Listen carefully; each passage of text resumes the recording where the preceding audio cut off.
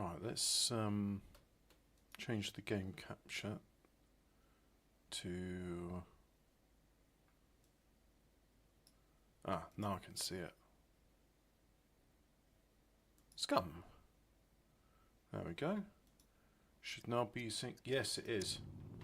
So, I've really been enjoying this game. I've been playing a lot of it, and I've been playing in single player as a sandbox. Oh, don't mind me. I'm just eating frozen slush water. Very cold. Very cold indeed. So,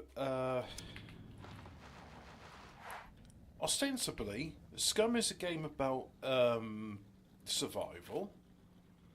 But the way I'm playing it at the moment is really just a case of I'm doing it for exploration. I mean, I've got plenty of stuff I need. I've got like machine gun, a shotgun, and a pistol. I've got plenty of ammunition. I'm all right for food. I'm all right for lockpicks and medical supplies. So yeah. Oh, and there's this new feature as well. You can paint things, and you can paint various body parts different colours. So I thought, well, I didn't have enough green to paint all of it, so I've painted the top beige. So anyway, normally I sort of congregate in this area here. I'm quite familiar with it. I am not familiar with the Southern Island. So what's this area? I mean, it looks like a shipyard of sorts. And because it's sort of taken away from hello interdimensional lizard. Yeah, this is the one on. I mean, it's basically Croatia, but this area here is Chernobyl. I don't have a hazmat suit, so I could go there, but it will cause radiation poisoning. So probably best I don't go there. And because it's quite relaxed. I've just been exploring the island. I collect bolts, I collect metal scrap, because two things I want to do. One of them is just explore the island, shoot some I can't believe it's not zombies, and then, speaking of which, I hear one. Do you hear him? I hear him. You're good, but I'm better. So I've by the way, I've tied all my number buttons to voice lines. So if I press 5, Welcome to my island. Hey, fire it up like a Cinco de Mayo. let's press 5 again. Welcome to my island. Hey, welcome to the island. There we go. He says the same line but with different cadences. Oh, and I'm playing his what's his name? He's got a name. He was in the Machete films and Breaking Bad. He's also in Fallout New Vegas. Look, if I go inventory, health. No, you can, how do I make you? Because if you saw his face, you'd be like, oh yeah, it's that bloke. But anyway, he's got a name. I just don't remember it.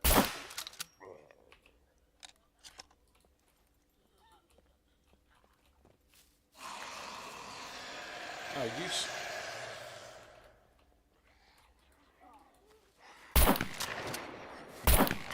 I have yet to find a man.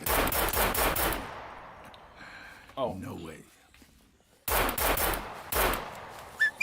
You get fucked! So let me explain something as well. They've changed some of the server settings. If I go here,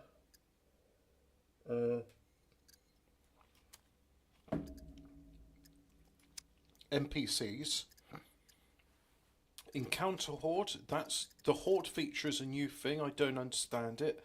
I don't know if I've encountered hordes or not. There certainly seems to be groups of enemies that appear now and then. However, with the puppets, I couldn't find because before there used to be an inch of things like saying, oh, spawn encounter global zone, call them no. Horde group refill time multiplier. Spawn distance multiplier. See, this is all to do with hordes. It's not saying before you could just say a multiplier for number of zombies that are around. I don't know what max allowed count. I don't know what any of the stuff does. However, there is a new feature here called Puppet Health Multiplier. Oh, and also now puppets can open doors and they can vault windows. And I've also disabled suicide puppet spawning and sentry spawning. Now, there's a new oh, that's cold. There's a new anti-tank weapon called the AT4, and I thought, oh great, it's an anti-tank weapon. And we got EMP grenades. So I thought, what I'll do is I'll go up to a sentry mech, and I'll throw a grenade at it, and then fire a couple of rockets, and it's boom, it's game over, right? And I can start salvaging the mech wreck. Well, that didn't work. I even spawned myself like 10 84 rocket launchers, because they're sort of single-use weapons, a bit like the old Panzerfaust. And nope, didn't work. So I thought, right, well, if I can't destroy mechs, then I'm just going to disable them spawning. And I hate suicide puppets, so of course getting rid of those as well. But yeah, planes are back in the game. Boats are back in the game. The pickup truck is now modular, so that's back in the game. So yeah, I've been having a lot of fun with it, really. 43 bullets left. You're good, but I'm better.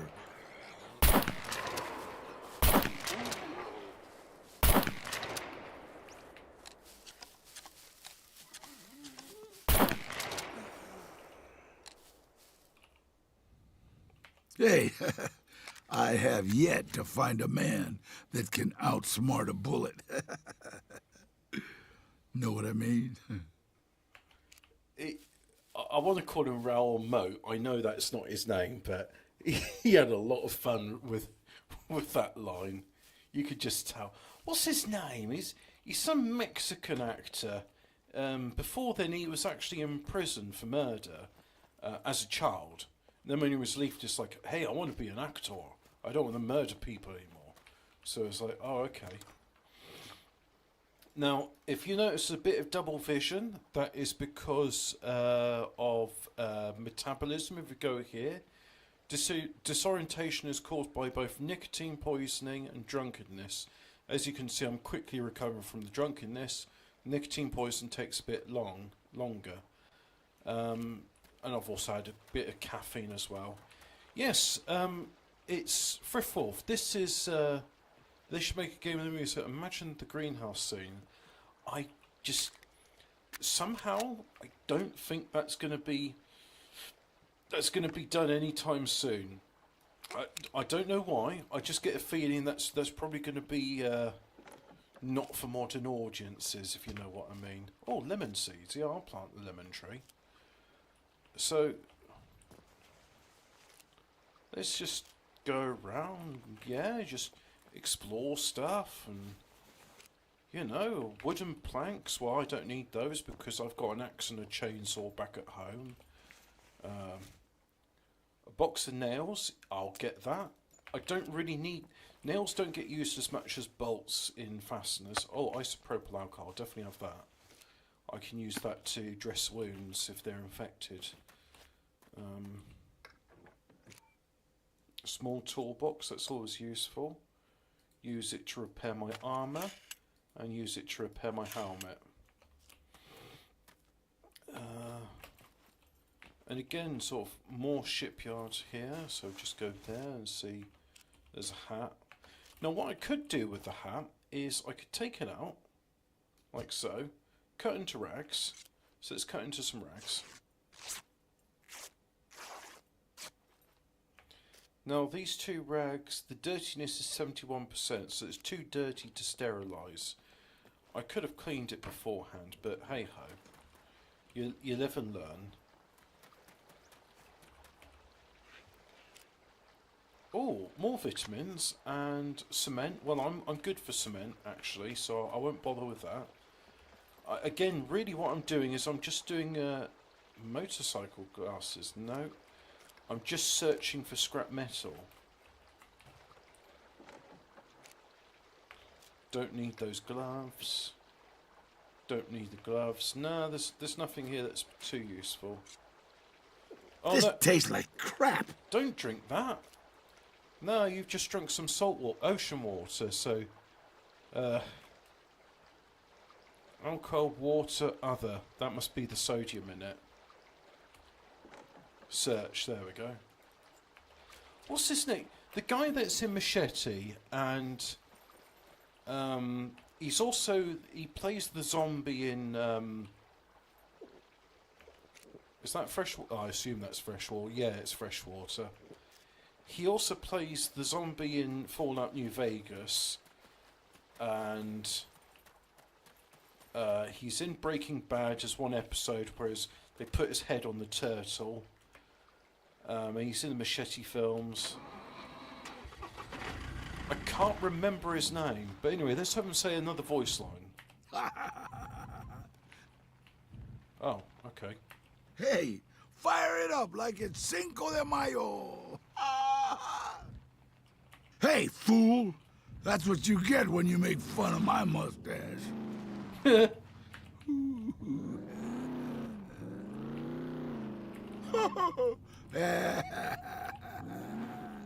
Car wrecks. That's where we get metal scraps from.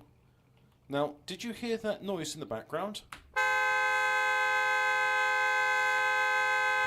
Let's attract their attention, shall we? You're good, but I'm better. Well, where were they?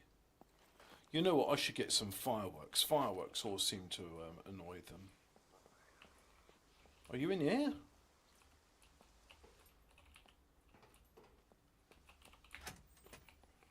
No, it's not in that door. Maybe it's in this one. No? Well, where are you?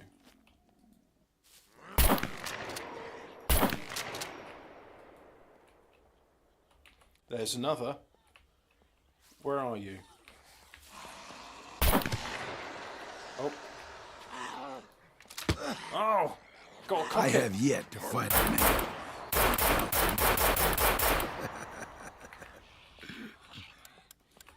No, not good time to run out of bullets. Get fucked! Hey, I have yet to find a man that can outsmart a bullet. Know what I mean?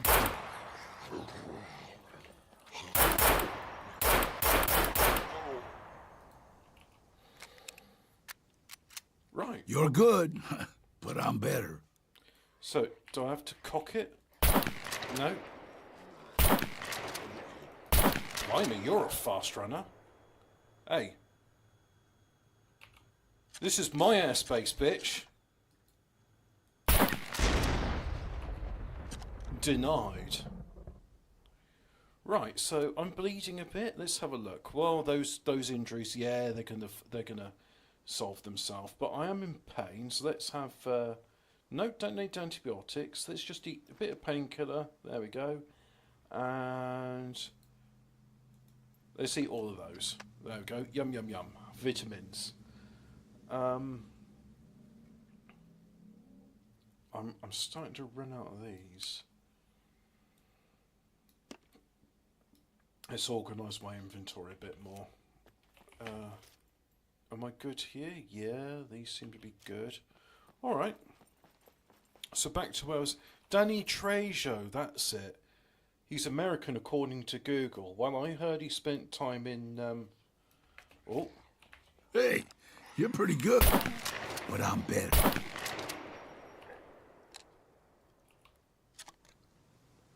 Right. Do I hear another? No, I don't. Okie doke. So as I say, I'm pretty sure I read somewhere that he spent time in Mexican prison for murder as a child. So, yeah. Danny Trejo. Oh, hello. My name is Danny Trejo. How do you do? That's Mexican. I know Mexican, me. Oh, and there's one there as well. That's good. Let's just double check here what we got. We got bullets. Bullets are always useful. We'll get some bullets. And this is more 357 ammo. I'll take all of that too. There's some 357 ammo. That's 357. That's 44. That's no good for what we want. Oh, we've got weapon parts as well. We'll take you two. And 357. That's also 357. We'll take that. I got soap. If I encounter more dirty rags, I can clean them. Am I hungry?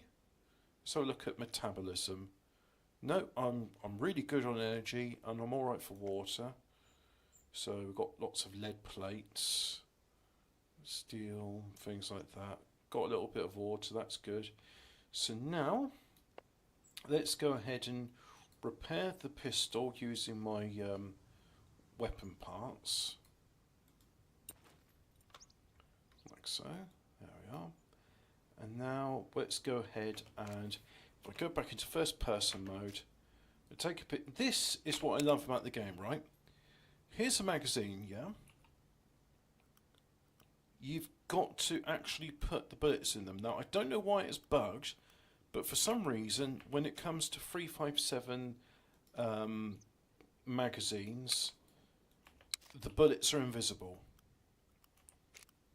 Don't know why that is, but it is. That's because I'm putting tracer ammo in it. Maybe the other ammunition types are not invisible. Don't know. Hello Alphabet Cat, hello Frith Wolf, hello Lizard. But this is the bit I love about the game, absolutely love it, think it's brilliant. And if I had more 7.62 ammo, I would also show you like how that loads as well. Let's use up this improvised sewing kit, so I'll just repair that. There we go, that's used up the sewing kit. So I'll put the magazine into the quiver. After all, I like the idea of that storing ammo. And we got a couple of gaps here. So if I put you there, and see, we could put stuff there as well. Really, I need another pistol-shaped box to go in there. Do I have any pistol-shaped boxes? I don't. No. Bit of a bugger, never mind. Well, I've got watermelon seeds, that'll be good, I'll keep those. You can also handcraft your own ammunition, so if you see, this is an improvised cartridge. I made that by going to a drill press, taking lead plate, metal scrap, gunpowder. You don't need anything for making primer. And I was able, and the toolbox as well, that's the other consumable part you need. And I was able to make my own ammunition. The other ingredient you need, well, I can show you, look, if I go crafting, there's the details, so metal scrap, gunpowder, paper, lead plate, various types of workbenches, so improvised, drill press or lathe, and then you need a toolbox as well. If I go to say 9mm ammo, let's have a look at 9mm ammo, metal scrap, gunpowder and lead plate, brilliant. So they also do another thing here, and this is why I should at some point have a look at the map to see where they store hazmat suits, because I don't think you can buy a hazmat suit.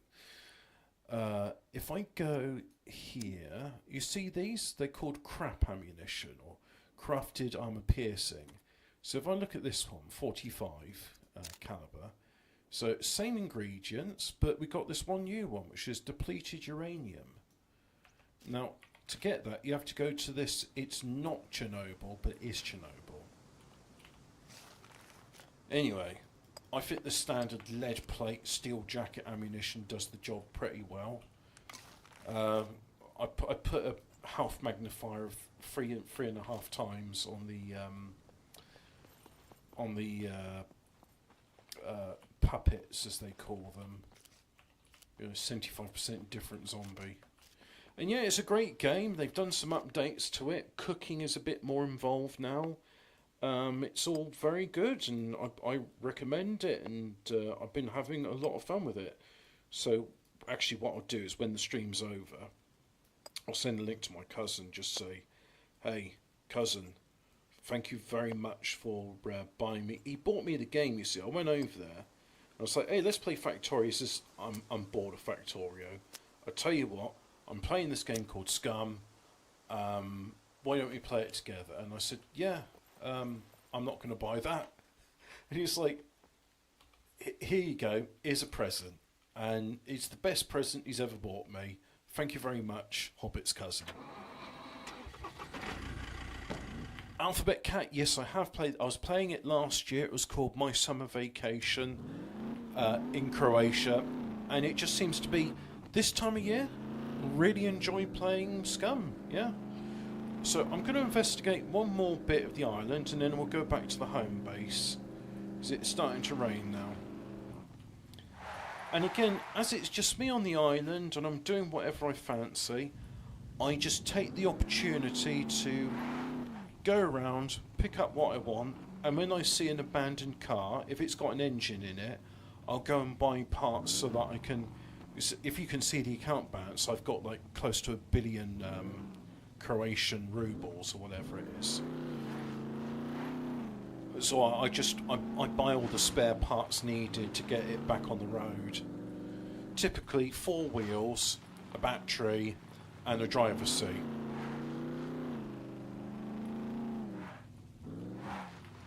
Although that said, you don't strictly need a battery to go. As long as you can bump start the car and get the engine going, and you've got fuel in it, you can drive it to where you need to go. Yes, Alphabet Cat, my Belgian cousin bought me this 2 years ago, 3 years ago, but the last time I was in Belgium, basically. So, I want to explore this area here in Z3. It's got some white lines in it. I just think that's quite interesting, whatever that is. Because this part of the island, I'm not familiar with it. I don't go here often. Hardly at all, really. So let's have a look.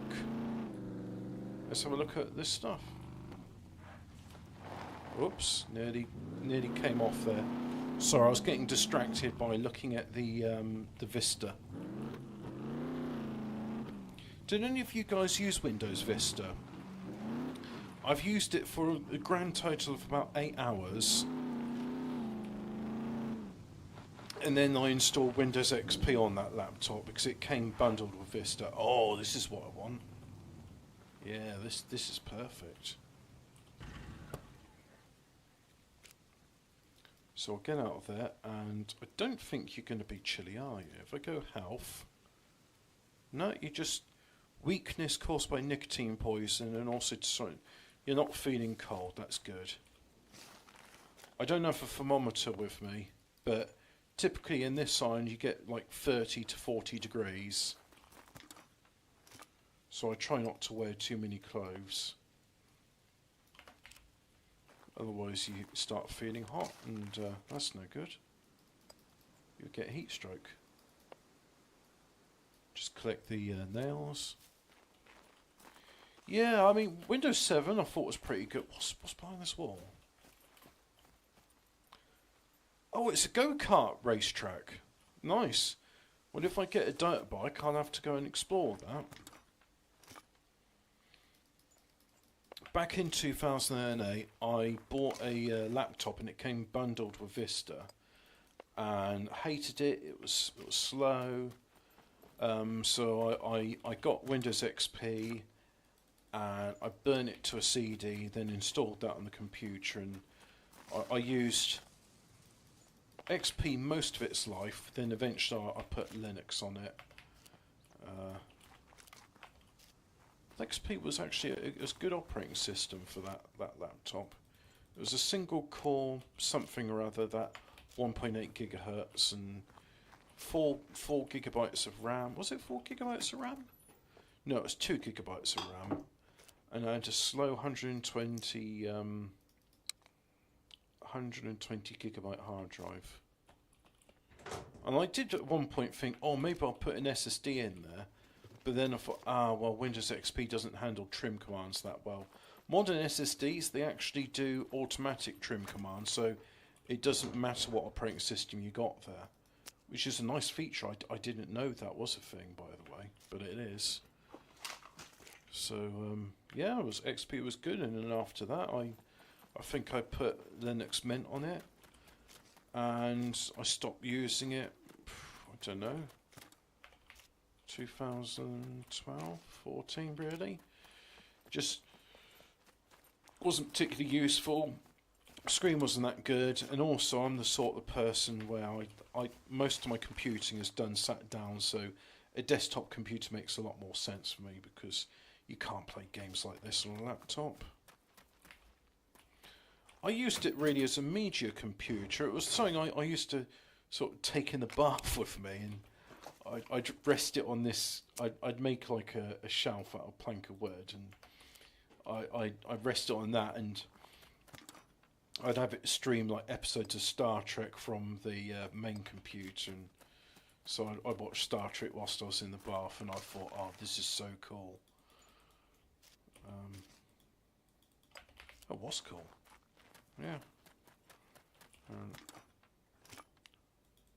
And I can't carry it in my hand either. Okay, let's move back to the car. Have I been here? No, I haven't been here. Oh, we got a knife. We got some shotgun ammo. There's just a lot of stuff. I haven't changed the richness setting of looting in this, so this is whatever the default loot setting is, and I seem to find plenty of ammo and other things just strewn about. Oh yeah, that's right. Yeah, M2 sticks of PCI Express. I was reading about on Tom's Hardware, a guide to like the best SSDs you can get for a Steam Deck at the moment, and they were saying that the inbuilt eMMC it does the job, but it's slow as it's limited to PCI 2, which means it's got a maximum transfer speed of 500 megabytes a second. Yeah. Which is fine, by the way. I mean, I've played with one, and I was impressed with it. And once the game's loaded, I mean, it's fine. But I myself, if I was to get a Steam Deck, I want to get the one with the OLED screen, just because I think OLED is a brilliant technology, and the cheapest OLED I've seen is a 24-inch monitor, and that's like £1,500. Well, you could get an OLED Steam Deck, top of the range one, and that costs £570. So you actually get a computer attached to that OLED screen. Now, admittedly, it's not full HD. It's a 7-inch screen, but I think actually for mobile computing, that OLED is what you want, because it is. Let's join the two together. Right, so that's a full complement of 9mm ammo. Move it there. When I get a full stack of ammo I'm not using, I move it back into the car. You see, it's good for mobile computing because it doesn't use much power. And it also makes the contrast ratios very good. Now, what I thought was interesting with this M2 article was they were showing that the PCI Express 4... Now, was it that one? No, it's this one up here, isn't it? Right, so let's go there. No, it's not here. Is it inside there? I need to swing by that office which had the shotgun ammo in it.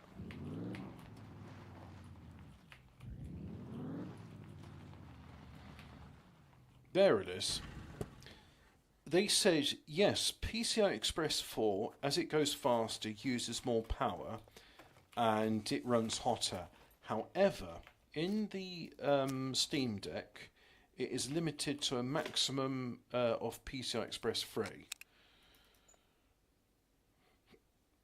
And, yeah, let's just craft another lockpick like so. So, it won't be going at maximum speed, and that's why they were showing that the newer PCI Express 4 SSDs, they actually give you longer battery life than some of the PCI Express 3 SSDs. Even longer life than what you'd get with the eMMC, which I thought was very interesting. Oh, that's a nice screwdriver, I'll have that. Mind you, there's not much to lockpick, so maybe I've got enough of that. Zabalija plakatija. See, I can read Slavic.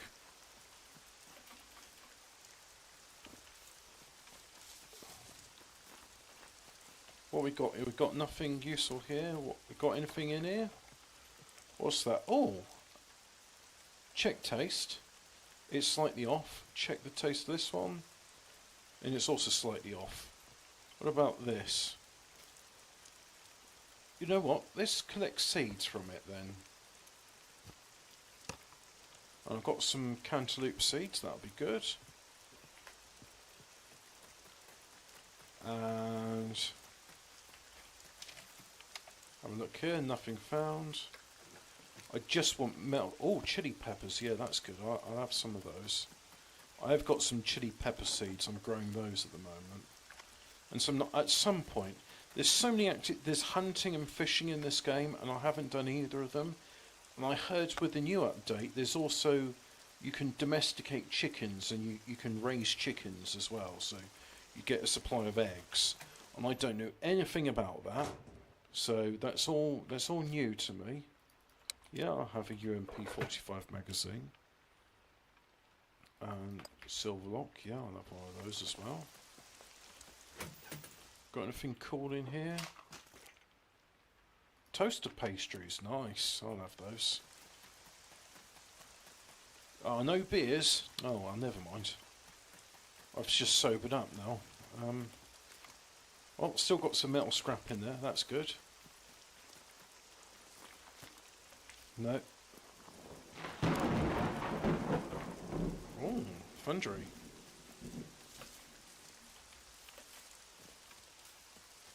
Right, where's my car? Here is my car. Drive it. There's a new update which allows you to pick up paint, and you can paint weapons and you can paint cars with it. Maybe in the future it'll allow you to paint your walls as well, so that's probably got scrap. Oh, yeah, let's investigate that. There's a trailer. Oh no, maybe the trailer's full of PlayStation 2s or something. Metal scrap, I'll have that. And, yeah, nails. I thought I heard a zombie. Keep your ears peeled. Right, do that, and then have I got any more toolboxes? Yep, there's another one. Right, you're fully repaired. Off you go there, like so. Nails, do that. Metal scrap there. Pop you in there as well. There we go. Seeds. Oh, they call cantaloupe sweet melon seeds. Well, I've already planted some of those then. No, we'll keep the lockpick. So I'll move that there. I keep bolts and nails in this corner here, just for ease of organising. So let's repair that. Do I have any more toolboxes? I don't. Oh yes I do. Ah, right, so pop you back in, yeah. Pop that in there. I don't know if there's... I assume if the health of a magazine gets too low, it will cause a weapon jam. I've not tested it myself, so I can't say. Oh, there's stuff inside. What we got? We got an axe. I'm good for axes. I'll have the nail. I'm alright for I don't use things like rebar cutters really, and I'm okay on shovels as well. So I'll just move all the nails there. I wish the higher tier stuff, whiskey is good. I can use it like isopropyl alcohol to disinfect wounds.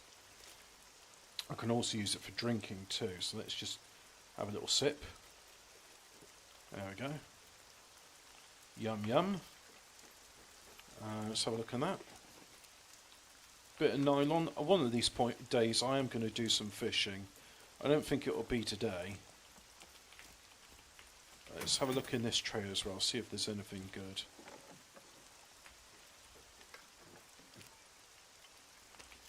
Tea, yeah, got plenty of tea.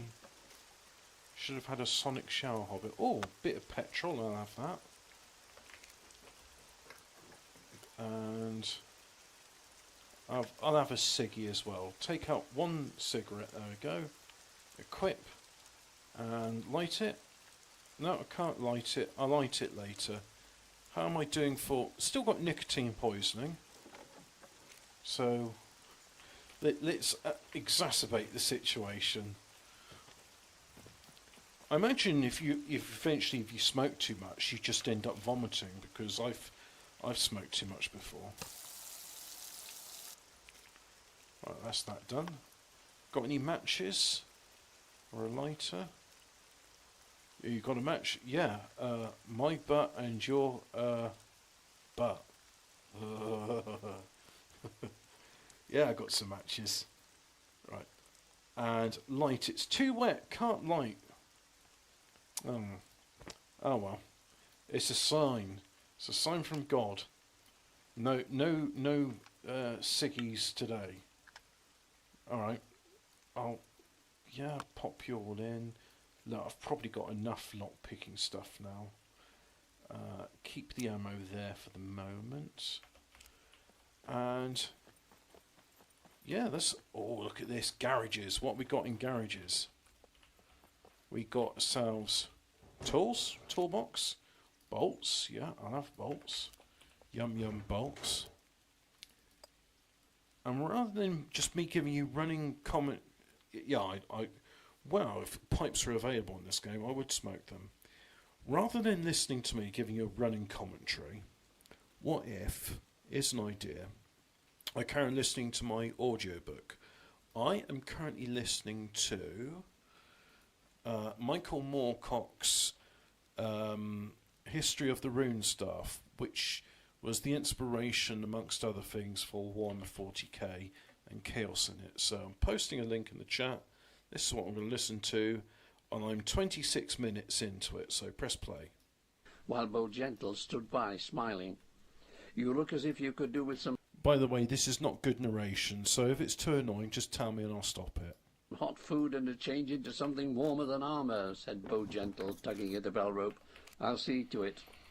Count Brass nodded gratefully and went to stand by the fire, tugging off his helmet and placing it with a clank on the mantel. Iselda was already kneeling at his feet, tugging at the straps of his greaves. She was a beautiful girl of 19, with soft rose-gold skin and fair hair that was not quite blonde and not quite auburn, but of a colour lovelier than both. She was dressed in a flowing gown of flame orange that made her resemble a fire sprite, as she moved with graceful swiftness to carry the greaves to the servant who now stood by with a change of clothes for her father.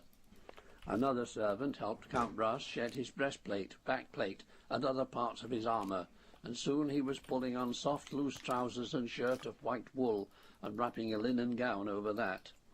A small table, heavy with steaks of local beef, potatoes, salad, and a delicious thick sauce, was brought up to the fire, together with a flagon of mulled wine.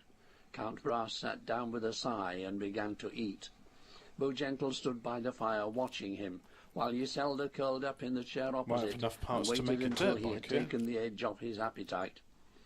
"Well, my lord," said she with a smile, "how went the day? Is all our land secure?" Count Brass nodded with mock gravity.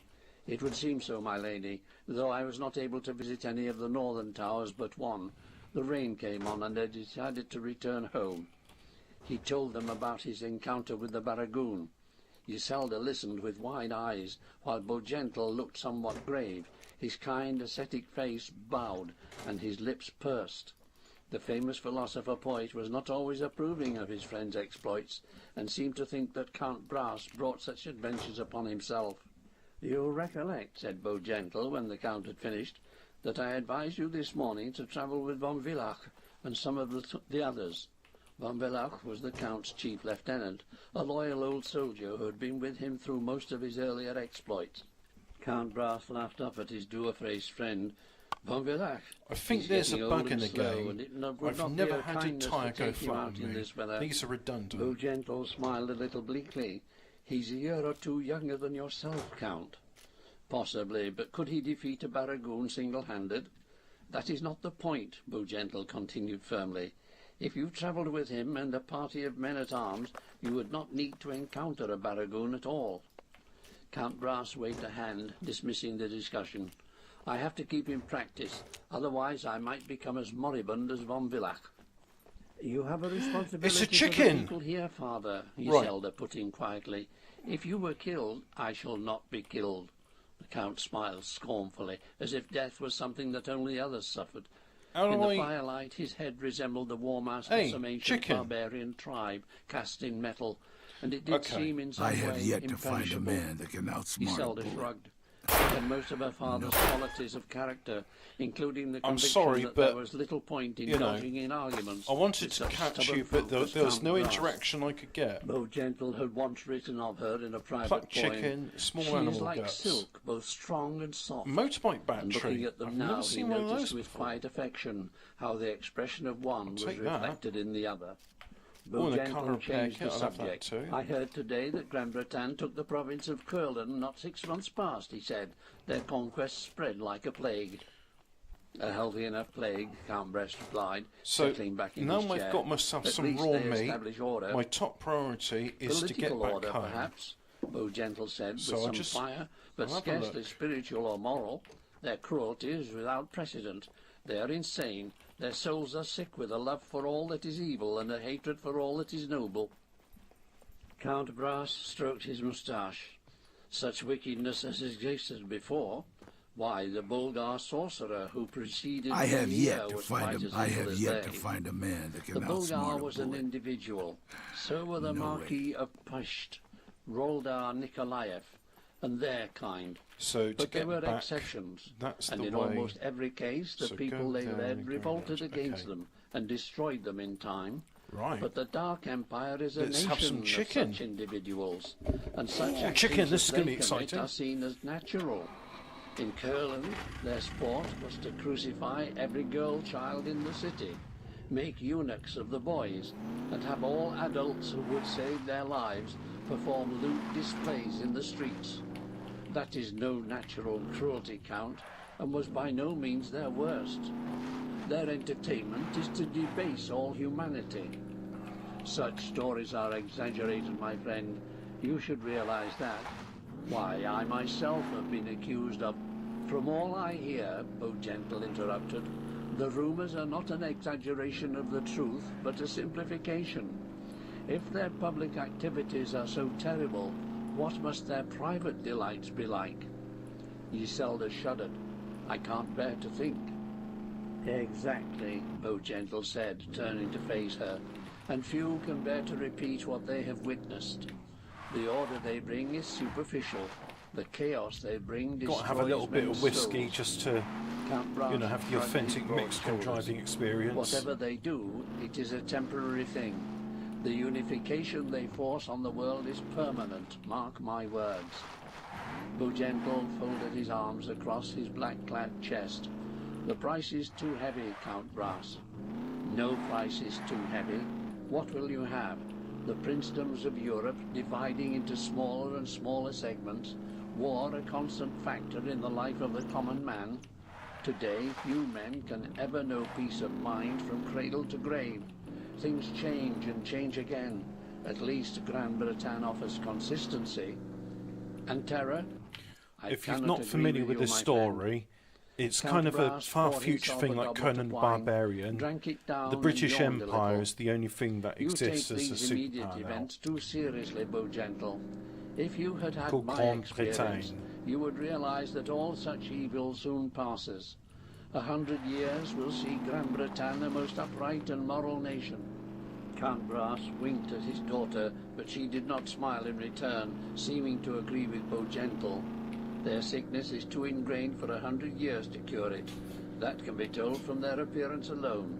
Those jewelled beast masks that they never doff, those grotesque clothes they wear in even the most extreme heat, their stance, their way of moving, all these things show them to be what they are. They are insane by heredity, and their progeny will inherit that insanity. Oh, sorry. Beaugentle struck his hand against a mantel pillar. Our passivity is acquiescence in their deeds. We should... Count Brass rose from his chair. We should go to our beds and sleep, my friend. The Tomorrow compass we is must appear bugged at in the this, bull ring for the unfortunately, beginning of so the festivities. it should be pointing He nodded north. to Beaugentle, It all seems kissed to his point daughter east. lightly on the forehead, and left the hall. See? Chapter 3, Baron Please. Meliadus. Oh, nice pause there. At this season, the people of the Camargue began their great festival, the summer's work being over. Flowers covered the houses. The people wore clothes of richly embroidered silk and linen. Young bulls charged through the streets at will, and the guardians paraded in all their martial finery. In the afternoons, the bull contests took place in the ancient stone amphitheatre on the edge of the town. The seats of the amphitheatre were of granite, arranged in tiers. Close to the steep wall of the ring itself, on the south side, was a covered area consisting of carved pillars and a red slate roof. This was hung with So I go curtains through of this dark village brown and scarlet. Within it head sat north. Count Brass, his daughter Iselda, Beaugentle, and old von Villach. From their box, Count Brass and his companions could see almost the whole of the amphitheatre as it began to fill, could hear the excited conversation and the thumps and snorts of the bulls behind the barricades. Soon a fanfare sounded from the group of 6 guardians in plumed helmets Oh, and I've gone the wrong sky-blue way, never cloaks mind. on the far side of the amphitheatre. Their bronze trumpets echoed the noise of the bulls and the cheering crowd. I'll circle round. Count Brass stepped forward. Go on the minor dirt The road. cheering grew louder as he appeared, smiling to the crowd and raising his hand in greeting. When the din had quieted, he began the traditional speech that would open the festival. Ancient people of the Camargue, who were preserved by fate from the blight of the tragic millennium, you who were given life, celebrate life today. You whose ancestors were saved by the fierce Mistral that cleansed the skies of the poisons that brought others death and malformation, give thanks in this festival for the coming of the life wind. Again the cheering broke out, and the fanfare blew for a second time. Then into the ring They're broke 12 discussing huge a bulls. region that used They to be known as stampeded France, round and and round the Camargue arena, is, I tails think, on high, the horns southern coast gleaming, near nostrils Mediterranean, dilated, known and for red assault eyes gathering. shining. These were the prime fighting bulls of the Camargue, trained the year through for their performance today, when they would be matched against unarmed men who would try to snatch the several garlands that had been wound around their throats and horns. That is a traditional Next, form of mounted bullfighting in the south of guardians galloped France. out, Rather than waving in to killing crowd, the bull, and herded the bulls back into you try the and enclosure under snatch the amphitheatre. ribbons tied between the When, with horns. some difficulty, the guardians had got every bull into the enclosure, out rode the master of ceremonies, clad in a rainbow cloak, Oh, I don't think a broad-brimmed glass hat pipe of is suitable bright for blue, tobacco and a smoking. golden Maybe something megaphone else, through which but he would announce the we don't want to first smoke contest. baccy for a watt pipe. Amplified by both the megaphone and the walls of the amphitheatre, the man's voice almost resembled the great roar of an angry bull. He announced first the name of the bull, Grand Rouge of Aigues-Mortes, owned by Pont-Jacquard, the famous bull breeder, and then the name of the principal toreador, Martin Just of Arles. The master of ceremonies wheeled his horse about and disappeared. Almost at once, Grand Rouge appeared from below the amphitheatre, Whoops. his huge horns digging Didn't at spot the that. air, the scarlet ribbons that decorated them flying in the strong breeze. Should have seen it, but was hey, a I huge didn't. bull standing over 5 feet high. His tail lashed from side to side like a lion's. His red eyes glared at the shouting crowd that honoured him. Flowers were thrown into the ring and fell on his broad white back. He turned swiftly, pawing at the dust of the arena, trampling the flowers. Then, lightly, unostentatiously, a slight, stocky figure appeared, dressed in a black cloak lined with scarlet silk, tight black doublet and trousers decorated with gold, knee-high boots of black leather embellished with silver. His face was swarthy, young, Can alert. I nudge this forward? He doffed his wide-brimmed hat There to the we crowd, go. pirouetted and faced Corn Rouge. Though barely 20, Martin Juste had already distinguished himself in 3 previous festivals. Now the women threw flowers, and he gallantly acknowledged them, blowing kisses even as he advanced towards the snorting bull and drew off his cloak in a graceful So I just head movement, north on the major displaying road. the red lining to Corn Rouge, who took a few dancing steps forward, snorted again, and lowered his horns. The bull charged. Martin So I'll follow Juste this road. stepped aside, and one hand reached out to pluck a ribbon from Corn Rouge's horn. The crowd cheered and stamped. The bull turned speedily and charged again. Again, Juste stepped aside at the last possible moment. Again, he plucked a ribbon. He held both trophies in his white teeth, and he grinned first at the bull, then at the crowd. The first 2 ribbons, high on the bull's horns, were comparatively easy to win. Juste, knowing this, had won them almost casually. Now the lower ribbons must be taken from the horns, and this was much more dangerous. Count Brass leaned forward in his box, staring Get a bit admiringly at the petrol lost in toreador. here. Iselda smiled. "Isn't he wonderful, father? Like a dancer." Even though that sounds like a diesel engine to "Aye, me. dancing with death," Gentle said, with what amounted to self-mocking severity. Old von Villach leaned back in his seat, appearing bored with the spectacle. It might simply have been that his eyes were not what they had once been, and he did not want to admit it. Now the bull was stampeding straight at Martin Juste, who stood in its Yes, path indeed. with his Tell hands that on to his those hips, for his tobacco cloak dropped purposes in the only. dust. As the bull was almost upon him, Juste leapt high into the air, I've his gone body past it. grazing the horns, and somersaulted over Corn Rouge, who dug his hooves into the dust and snorted in puzzlement before turning his head at Juste's laughing shout from behind him. But before the bull could move his body, Juste had jumped again, this time onto the back, and as the bull bucked madly beneath him, turned his attention to hanging onto one horn and disentangling a ribbon from the other. Just was soon dislodged, flung down to the ground, but he displayed another ribbon in his waving hand, rolling over, and just managed to get to his feet as the bull charged at him. A tremendous noise broke out from the crowd as it clapped, shouted, and flung a veritable ocean of bright blues into the ring. Just was now running lightly around the arena, pursued by the bull. He paused, as if in deliberation, turned gradually on his heel, and seemed surprised to see the bull almost upon him. Now Juste jumped again, but a horn caught his coat and ripped it, sending him off balance.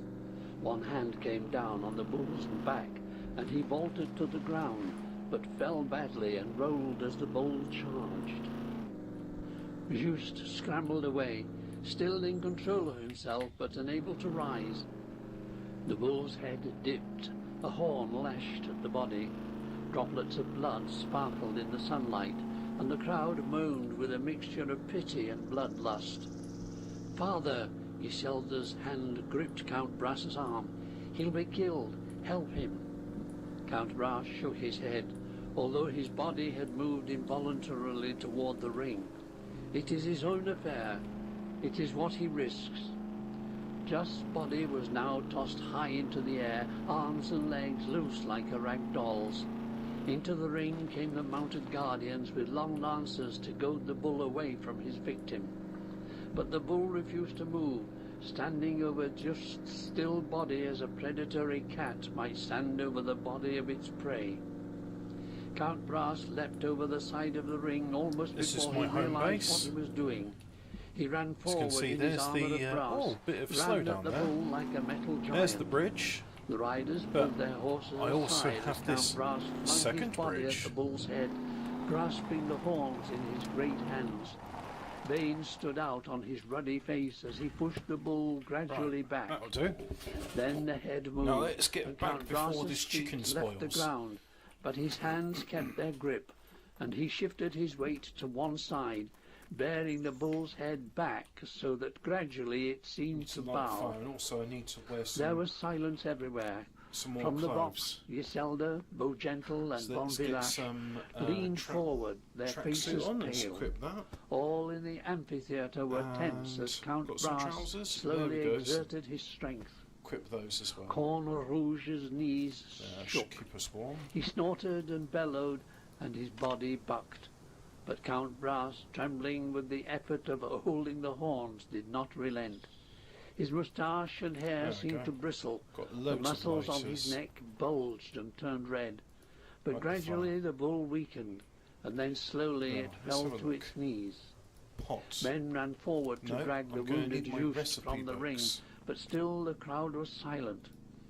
Then, with a great wrench, Count Brass Pasta. flung Corne Rouge over on What his else? side. Drinks. The bull lay still, acknowledging Probably its not gonna use master, a pizza. acknowledging that it was Soup. without question beaten. And Count Brass BBQ. stepped back, cake. and the bull did not move, Take simply spices looked up with at me. him through glazed, Maybe I'll make a puzzled spicy eyes, chicken soup. its tail Rice, shifting slightly in casserole. the dust, its huge Yeah, that's chest all the recipes rising what I and know. falling.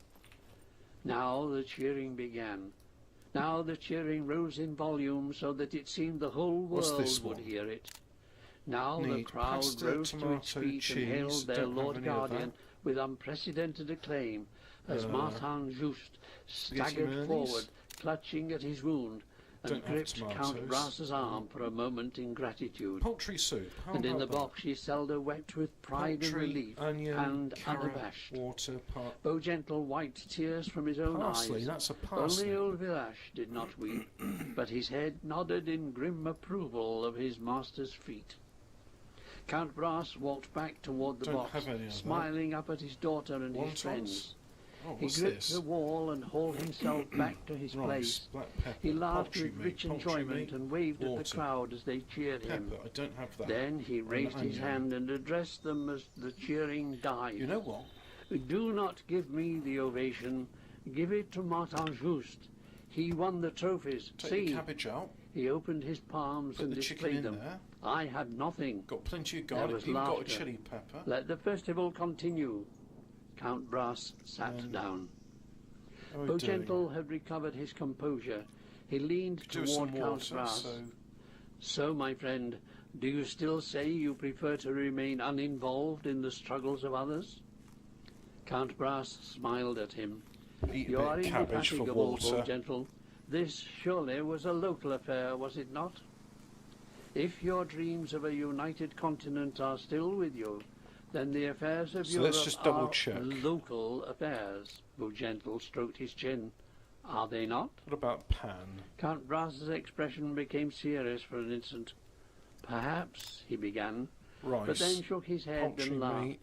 Pepper. Oh, insidious onion. Beaugentle, you still manage to confound me salt, from time oil, to time. But Spices. later, when they left the box and made their way back to the castle, Count Brass was soy frowning. sauce and wine.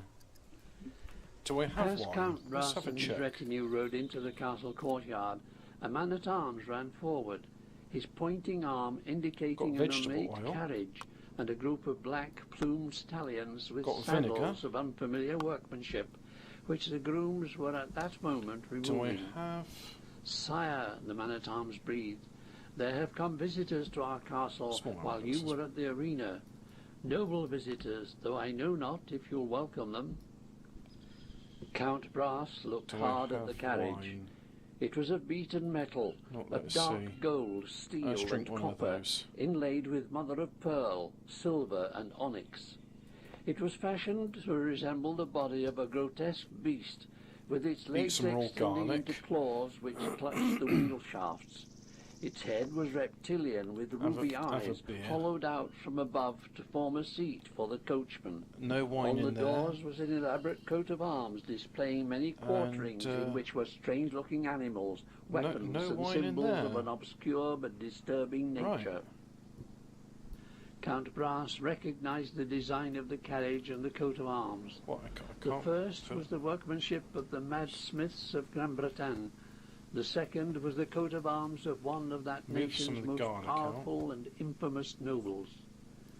It is Baron Meliadus of Croydon, Okay, I can't put that in Count Brass said as he dismounted. What business could bring such a great lord to our little province? He spoke with some irony, but he seemed disturbed. He glanced at Beaugentle as the philosopher boy there. I need came barbed and wire as stood well. beside Okay, him. okay. We will treat him courteously, Beaugentle, said the Count warningly. We will show him all Castle Brass's hospitality. We have no quarrel with the lords of Gran Bretagne. Not at this moment, perhaps, said Beaugentle, speaking with evident restraint. With Iselda and von Villach leave behind them, Count Brass and Beaugentle ascended the Stick steps this and in entered the hall, where they found Baron Meliadus waiting for them alone. Oh, it's The nearly Baron charged was up. That's almost good. as tall as Count Brass. He was dressed all This is in my gleaming garden. black and dark blue. So this just Even is his got jewelled cabbage, animal yeah. mask, which covered the whole of his No, head not like a weeding. helmet, was of some strange black metal with deep blue sapphires for eyes. The mask was cast in the form of a Right, I'll do snarling some wolf weeding with here, needle-sharp teeth and then I'll the go and open buy the jaws. ingredients that I haven't Standing got in in the the shadows garden. of So the hall, his let's black get a hoe. cloak covering much of his black armour, Baron Meliadus might have been one of the mythical beast gods that were still worshipped in the lands beyond the Middle Sea. As they entered, he reached up with black gauntleted hands and removed the mask, revealing a white, heavy face get these with a weeds out, and well-trimmed I can black have a look at beard what's in and the garden. moustache. His hair, too, was black and thick, and his eyes were a pale, strange blue. The Baron was apparently unarmed, I think the perhaps sun's as going to an be setting indication soon. that he came in Which peace. is the same here in real He life. bowed low and spoke It's, in a deep, musical Coming up voice. to 9 o'clock and it's still daylight, but it can't be for much Greetings, longer. famous Count Brass, and forgive this sudden intrusion. I sent messengers ahead, but they arrived too late to reach you before you left. I am the Baron Meliadus of Croydon, Grand Constable of the Order of the Wolf, first chieftain of the armies under our great King Emperor Huon. Count Brass inclined his head. I know of your great deeds, Baron Meliadus, and recognize the arms on your carriage. Be welcome. The Castle Brass is yours for as long as you wish to stay. Our fare is simple, I fear, in comparison with the richness I have heard may be sampled at the board of even the lowliest citizen of your mighty empire. Baron Meliadus smiled. Your courtliness and hospitality put those of Gran Bretagne to shame, noble hero. I thank you.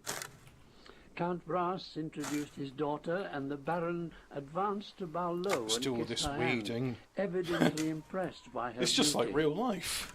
To Beaugentle, Except he was in there I'm courteous, cutting down the showing twigs and burning familiarity them. with the poet philosopher's writings. Just like in real life. But in reply, Beaugentle's voice shook with the effort of remaining polite. With von Villach, Baron Meliadus reminded him of several famous battles in which the old warrior had distinguished himself, and von Villach, Now that was the very sound of a pleased chicken, which means there's a chicken out for there as all the well. fine manners and elaborately embellished statements, there was a certain tension in the hall.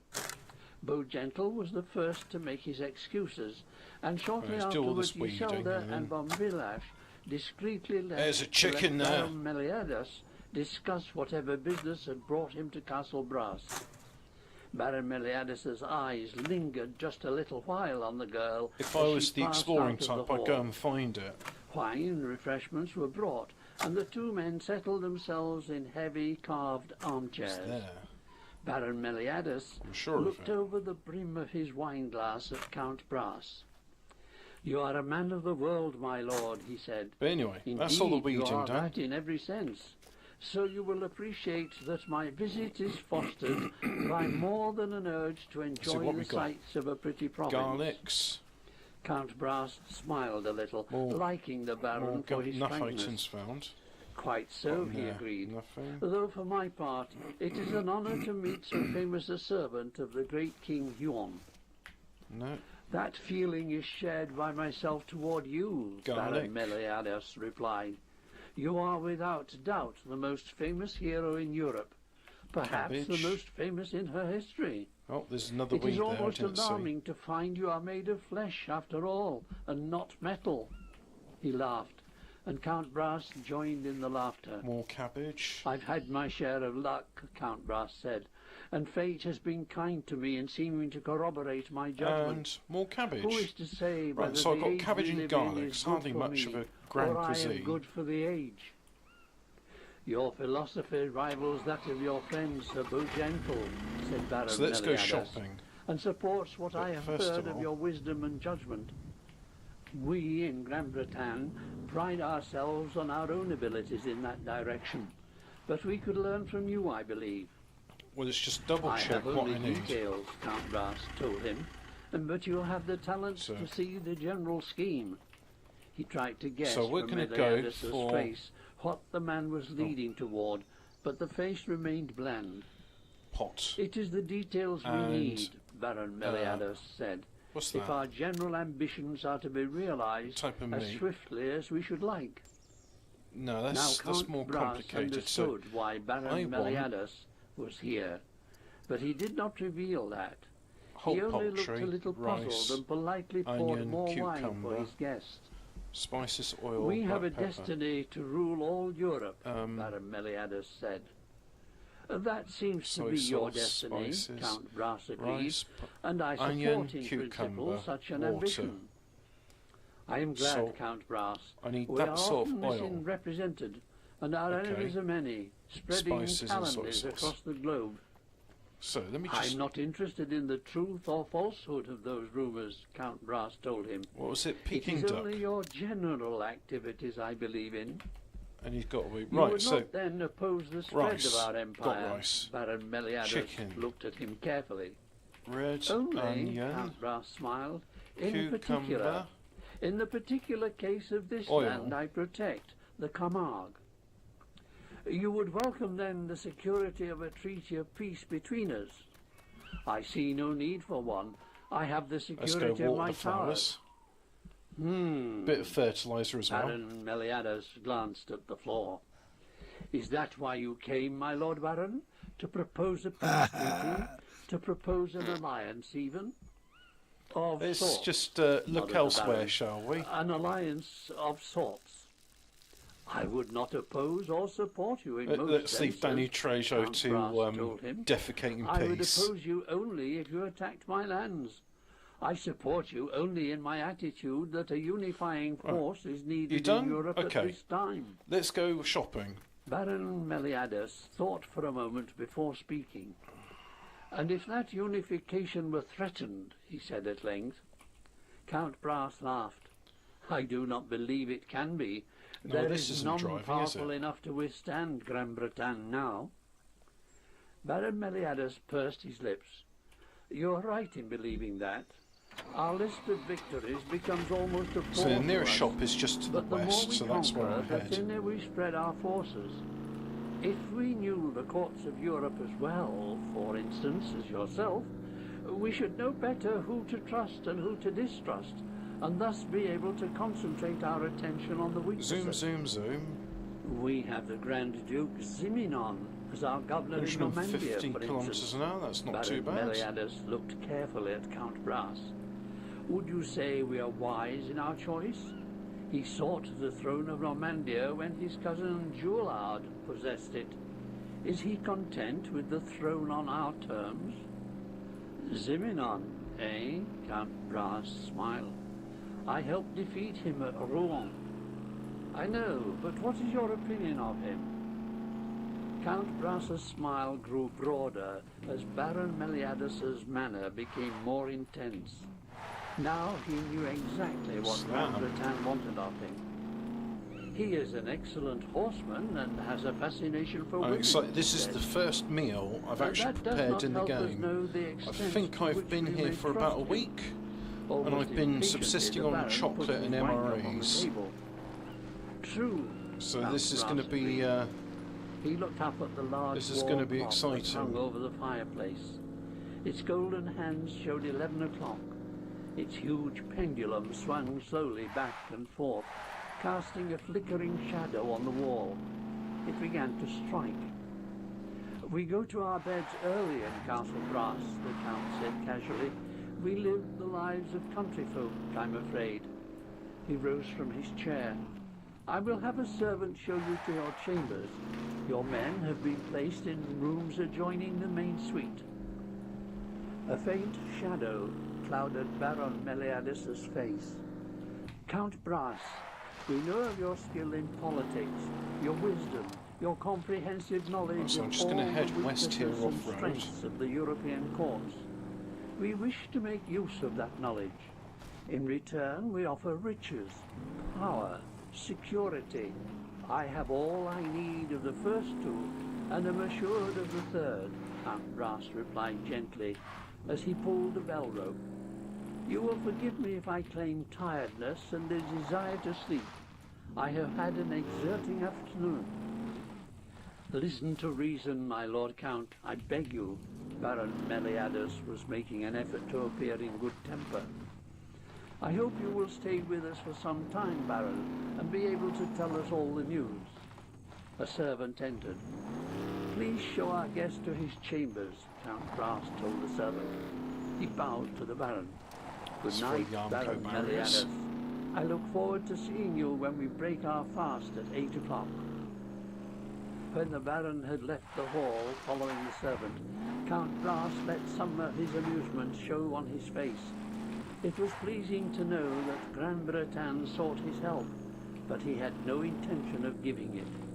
He hoped he could resist the Baron's requests politely, for he had no wish to be on bad terms with the Dark Empire. Besides, he quite liked Baron Meliadus. They seemed to share certain beliefs in common. Chapter 4, The Fight at Castle Brass. Why is the chapters announced in a different voice? Baron Meliadus remained at Castle Brass for a week. After the first night, he succeeded in recovering his composure and never again betrayed any sign of impatience with Count Brass for his persistent refusal to listen to the inducements and requirements of Grand Breton. Perhaps it was not only his mission that kept the Baron at Castle Brass, for it was plain that he gave Iselda much of his attention. With her, in particular, he appeared agreeable and courteous to such an extent Is that it it this was way? plain that Iselda, unfamiliar with the sophisticated ways of the Grand Courts, was not unattractive to him. Count Brass seemed oblivious of this. One morning, as they walked in the upper terraces of the castle Put the garden, lights on. Beaugentle spoke to his friend. Baron Meliadus seems not only interested in seducing you for the cause of Grand Breton, he said. He has another kind of seduction in mind, if I'm not mistaken. Eh? Count Brass turned from the contemplation of the vines on the terraces below. What else is he after? Your daughter, Beaugentle answered softly. Come now, Let's get Beaugentle, into the the mechanic. Count laughed. You see malice and evil intention in the man's every action. Here's a gentleman, a noble. Right, this And besides, he get wants up on the something ramp. from me. He would not let the ambition be jeopardized by a flirtation. I think you do Baron So all the red Meliadus bits an injustice. need I've grown repair. rather to like Do him. that repair as well. Then it is high time you That involve bumper. yourself in politics again, my You lord. can said install Beaugentle with some See this fire. But storage all the rack. time However, speaking softly. don't For think it it would actually seem your works. It's judgment is not bugged. as sharp as it was. I've not actually got it working so far. Count Brass shrugged. Be that as it may, I think you're becoming a nervous old woman, my friend. Baron See, there's Meliadus the inventory has of behaved that. with decorum And since his arrival. no, can't stick Admittedly, anything I in think it. he wastes his time Do I here, go and wish he here? would decide to leave soon. No, that But doesn't if work he has either. intentions towards my daughter, I've seen no Anyway. sign of it. He might wish to marry her, certainly, in order to make That's a the blood tie armoury. between Don't need myself you. I'm and all Grand right for Bretagne. ammo. But Giselda would Ah. not consent to the idea, and neither would I. What if Right, so I Giselda need- loved Baron I've got- Meliadus, and he felt passion I've for got her? rice, How could she love Baron Meliadus? so She sees few men as handsome and sophisticated drinks. in Camargue. let's check for oil. Grunted the Count No, dismissively. don't have that. If she loved the Baron, she'd tell me, wouldn't Fresh she? food. I believe your tale when I Vegetables. hear it confirmed from Iselda's lips. Yeah, I have a couple of those. So Gentle wondered to himself if the Count's refusal to And see the truth was We sponsored need by a secret rice, wish chicken, red to know onion, nothing cucumber. at all of the character of those who ruled Grand Bretagne, or And whether it was simply a father's common parsnip. inability to see in although his that's child called parsley in the what was thing. perfectly evident to Salsify others. roots. Ramsons. Beaugentle decided to keep Nice. a careful eye on both Baron And Meliadus and courgettes. Iselda in future. He could We'll have not some believe tomatoes that as the well, 'cause Count's the pasta judgment was dishes ask for correct in the tomato. case of the man who had caused the massacre And they of got Liège, celeriac, but they who call had it given celery the in order for the this. sack of Sashbrook, Um, and whose perverse appetites were the horror of every whispering Done that. scullion from North Cape We're to Tunis. all right on As he mushrooms. had said, the Count had lived too Go long in meat. the country, breathing the clean rural air. Now he could Oh, not man, I didn't know recognise you the could do stink of this. corruption, even when he I smelled can it. actually just buy meat Though from Count Brass here. was Okay. reticent in his conversations But I need with Baron oil. Meliadus, the Grand Britannian seemed And- willing to tell him much. Yeah, I need It oil. appeared that even where So anyway, Grand let's Britain just did buy all not that rule, stuff. there were discontented nobles and peasants willing to make secret treaties with the agents of the Dark Empire in promise of power under the King Emperor if they helped destroy those who opposed Grand Bretagne. And Grand Bretagne's Right, let's go to ambitions, the it car. seemed, extended even into Asia. Beyond the Mediterranean, there were well-established groups ready to support the Dark Empire when the time came for attack. Count Brass's admiration for the tactical skills of the Empire increased every day. Within 20 years, said Baron Meliadus, the whole of Europe will be ours. Within 30, all Arabia and the countries that surround it. Within 50, we shall have the strength to attack that mysterious land on our maps that is called Asia Communista. An ancient and romantic name, smiled Count Brass, full of great sorceries, it said. Is that not where the rune staff lies? Aye, that's the tale, that it stands on Oh, the let's tallest get the mountain car in the out. world, where snow swirls and winds howl So constantly, remove the big service rack. protected by hairy men of incredible wisdom and age, who are 10 feet high and have the faces of apes. Baron Meliadus smiled. But there are many places that the rune stuff is said to be, in Amalek, even. Count Brass nodded. Ah, Amalek. Do you include that land in your dreams of empire? Amalek was the great continent said to lie across the water to the west, ruled by beings of almost godlike powers.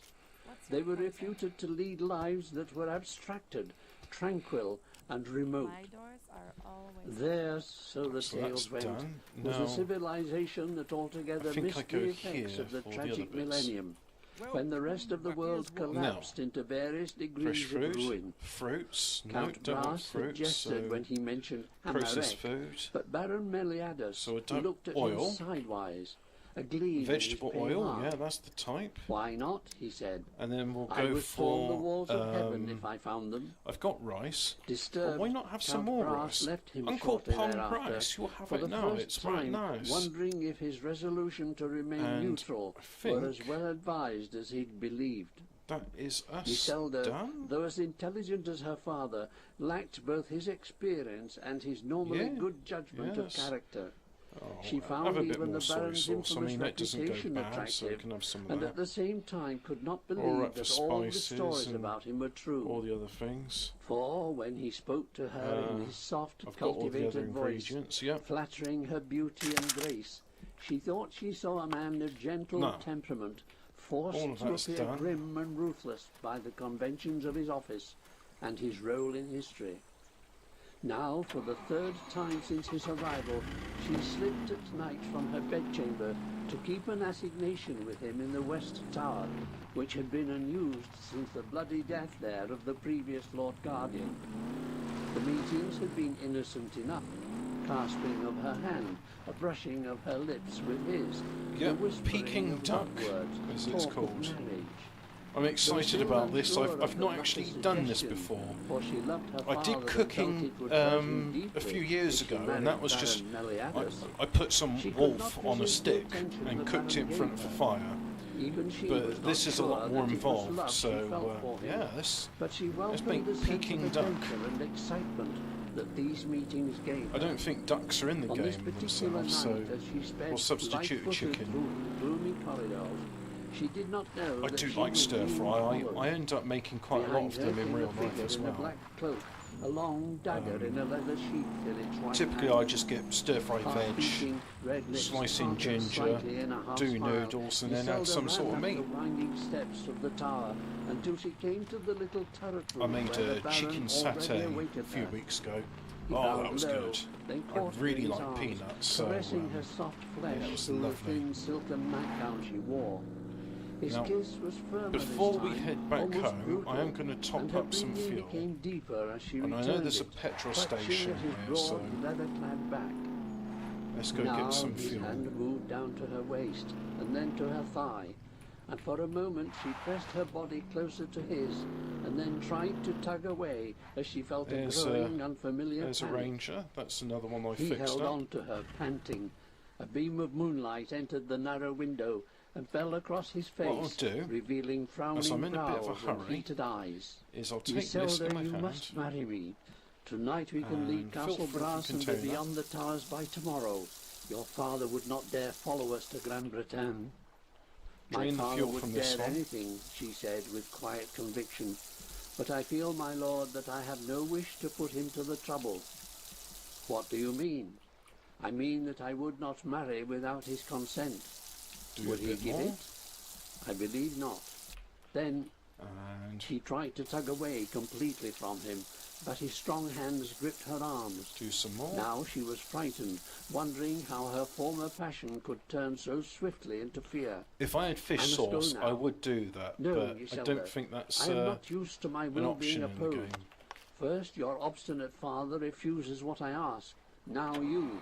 I'd kill you rather than let you leave without promising to come with me to Gran Bretagne. I don't have any Pulled her coriander, toward but I him, do his have lips parsley in the forcing a garden, kiss and from her. now that it's She going to moaned as she seed, tried to it resist. does taste quite Then peppery. the It's dark, cloaked it's figure nice. entered It's the almost chamber, unsheathing spicy. the long dagger from its case. Goes very good The with smoked steel shone salmon. in the moonlight, and Baron Meliadus I noticed a glared bit of at it the had intruder, snapped off the other but day, did so not I relinquish his picked that hold on up the and I girl. plucked it, and Let I her had go, that with said the dark figure.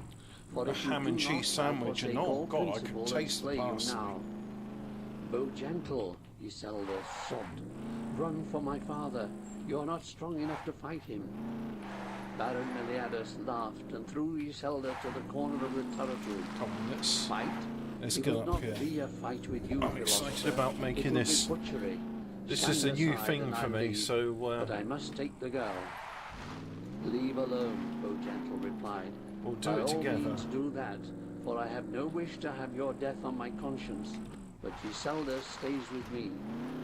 She's leaving with me tonight, whether she wills it or no. Meliadus flung back his own cloak, revealing a short sword high Of course, at his going waist. up the hills takes longer than Besides, going Bo down Gentle, there. For unless you move, I promise that you will not live to write a I'm sonnet not going to about risk this affair. off-roading. Though Gentle stood his ground, dagger held point outward at Baron Meliadus' chest. The Grand Britannian's hand gripped the hilt of the sword and drew it from the scabbard in a blur of movement. One last chance, philosopher. Though Gentle did not reply, his half-glazed eyes did not blink. Only way the do I go? hand holding the dagger shook slightly. See, this is Iselda why I need to play screamed. more in single The player, scream was because high-pitched and penetrating, I don't know echoing these. through the I don't have a castle. good mental map of these Baron roads. Meliadus turned with a grunt of rage, And raising again, the the sword. compass, So as you can Gentle see, is leapt bugged. It's forward, not working. stabbing clumsily with the dagger, which was deflected by the tough leather the Baron wore. Meliadus turned with a laugh of contempt. His sword struck twice at Bowgentle, once at his head and once at his body, and the philosopher Point fell to the flagstones, his blood staining the floor. Again Iselda screamed, Whoops. this time in terror and pity for her Is this a father's mistake? friend. Baron Meliadus stooped and grabbed the struggling girl by her arm, twisted it Yes, so it is that a she mistake, gasped, but it's not and flung her fatal. over his shoulder. Then he left the turret room and began to descend the steps That's how swiftly. they do it. He hacked across the main hall to get to his own quarters, and as he entered it, there came a roar from the other side. By the light of the dying fire, he saw Count Brass, clad only in a loose robe, his great broadsword in his hands, blocking the door through which Baron Meliadus meant to go. "Father!" Let's get back Iselda on. cried, and then the Grand Britannian had flung her to one side and brandished his short sword at Count Brass. "So Bowgentle was right," Count Brass rumbled. "You I keep abused my hoping that hospitality, the Baron. compass will eventually I want fix your itself, but I daughter. She doubt loves it. me." "So it seems." Count Brass glanced at Iselda as she climbed to her feet, sobbing, "Defend yourself, Baron." Baron Meliadus frowned. "You have a broadsword. My blade's little better than a bodkin. Besides, I've no wish to fight a man of your years. We can make peace, surely." "Father, he has killed Bowgentle." Count Brass Okay. trembled with rage Just at got to this. check the He maps, strode to the 'cause wall where a rack of swords was I'm not placed, good at these roads at took night. the largest and best balance from the rack and flung it to Baron Meliadus. It clattered on the flagstones. Meliadus dropped his own blade and picked up the broadsword. Now he had the advantage, for he wore stout leather and the Count wore only linen. Count Brass advanced, the broadsword raised, then swung at Baron Meliadus, who met the swipe with a parry. Like men hewing at a great tree, they swung the heavy blades this way and that. The clangor rang through the hall and brought servants scurrying, as well as the Baron's men-at-arms, who looked disconcerted and uncertain at what to do. By that time, Bombilash and his men had arrived. The Grand Britannians saw that they were heavily outnumbered and decided to do nothing. Sparks scattered into the darkness of the Slow it hall as the two big men down. duelled, the broadswords rising and falling, swinging this way and that. Now, I Every found out stroke something recently. parried with masterly Normally, when you skill. exit a vehicle by pressing F, Sweat the engine covered turns off. both I'm going to hold faces as Shift the and sword F, swung. Both and what that chests does is it heaved with keeps the the exertion engine as they aligned fenced back and so forth the across battery the doesn't hall. drain. Now, Hear it? Baron Meliadus cut at Count Now I Brass's have shoulder, everything I but need succeeded except only in water, so let's grazing go it. ahead and Next, Count Brass's sword fell on Baron Meliadus's side, but was blocked by the thick leather of the Baron's doublet. There was a series of swift strokes, in which it seemed both men must be cut to pieces, but when they stepped So I back need and water. resumed their guard, all Count Brass had was a light cut across his forehead and a tear in his gown, and Baron Meliadus's coat was Spices, ripped down the front, salts, and one arm of it pepper. hung in tatters. The sound of their panting and the scrape of their feet on the floor blended with the great And clash let's of just double blades check, as they so, met again and again. Then Count Brass crafting, tripped over a small table and rice, fell backwards, legs poultry, sprawling, one onion, hand losing its grip on cucumber, the sword. water. Baron and all Meliadus those, yeah. smirked and raised his weapon. Count Brass rolled over, swiped at the Baron's legs, So, brought the I man need thumping down beside him. The The blades, forgotten for the chicken. moment, they wrestled over and Yeah, over got the on the chicken, flagstones, fists rice. battering at one another, lips snarling, swords And I still need attached to them by wrist thongs. cucumber. Then No Baron garlic, Meliadus apparently. flung himself backward and jumped up, but Count Brass was up again too. He So, swung his cucumber, sword suddenly and knocked the Baron's zucchini, blade with such a force that the and thongs snapped and the pepper. sword sailed clear across the hall, where it stuck point Do I have first an in a onion? wooden pillar and thrummed like a metal organ reed. Count Onion? Brass's eyes showed no pity. They held only an did intention buy to onions, kill didn't I? Baron Meliadus. You slew my true and greatest friend, he growled as he raised his broadsword. Oh no. Baron Meliadus slowly folded his arms Tomatoes, across his chest parsnip, and waited for the blow, cucumber. eyes downcast, an almost bored expression on his face. Where's the You slew Beaugentle, and for that I slay you. Count Brass. Where's the Count onions? hesitated, the sword raised above I his didn't head. leave them The voice was in the Beaugentle's. supermarket. Well, I say supermarket. Count Brass, he did not kill me. The flat of his sword stunned me, and the wound in my chest is by no means mortal. Beaugentle came forward through the crowd, his hand on his wound, a livid bruise on his forehead. Count Brass sighed. Thank fate for that, Beaugentle. Nonetheless, he Yeah, turned to contemplate Baron Meliadus. I'm listening to Michael Moorcock, the history of the rune stuff. I don't have a bloody onion. Oh. Sod it, I do have an onion. Look. There. I've disabled achievements, don't care, I want my onion. So now, cooking. Add recipe. Heat source isn't lit. It's alright. Just take our time. We've got everything we need.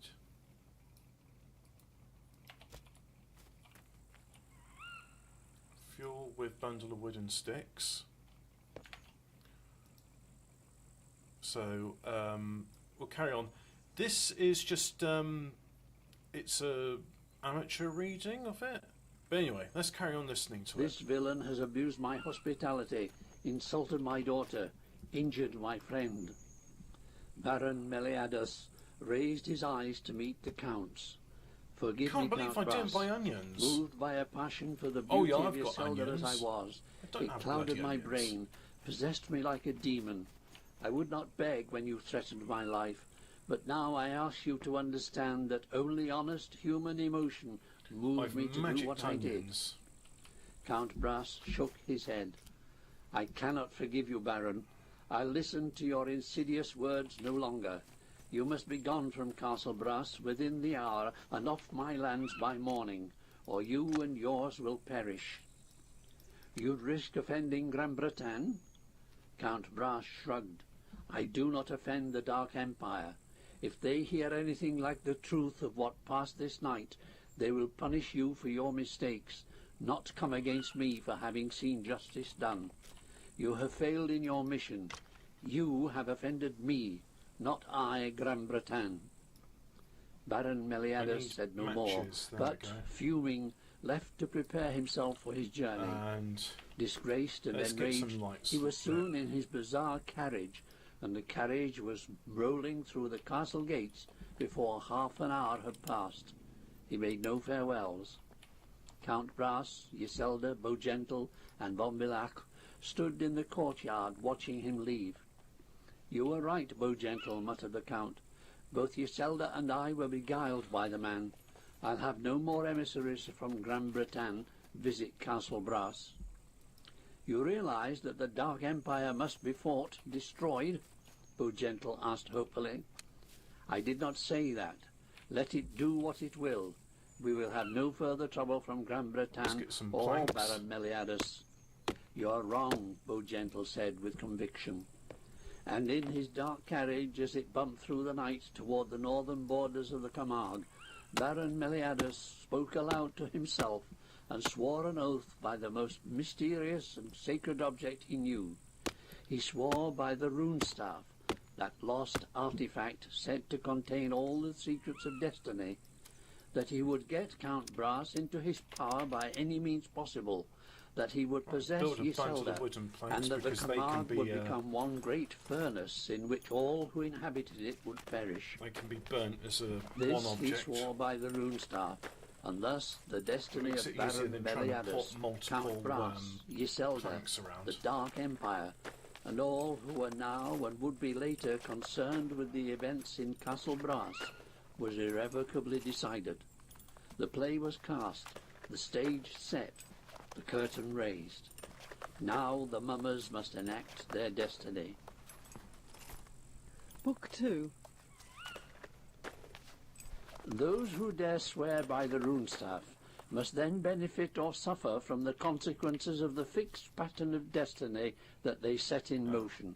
This has already Some got several as such much as it oaths have needs. been sworn in the history of the rune staff's existence, but none with such vast and terrible results Now the as the fun, mighty isn't it? oath of vengeance Let's cook. sworn by the Baron Meliadus of Croydon the year before that aspect of the champion eternal, Dorian Hawkmoon von Kuln, Pot. entered into the pages of And this Peking ancient duck. narrative.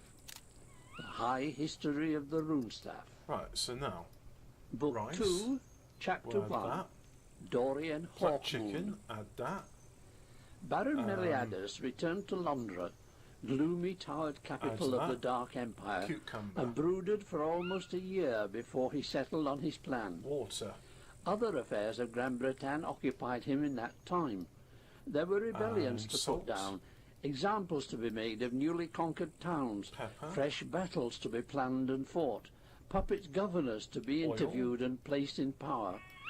Baron Meliadus Spices. fulfilled all these responsibilities faithfully Soy and with sauce. imagination, but his passion Right. for Iselda Cook. and his hatred of And it will Count be ready in Brass 20 were never minutes. far from his thoughts. What else can I Although do? he had Can I suffered no ignominy for his can I do failure to something win the with, Count of Gran Bretagne's cause, fried he rice? still felt thwarted. Besides, he was constantly finding Carrots. problems in which the Count could have helped Peas. him easily.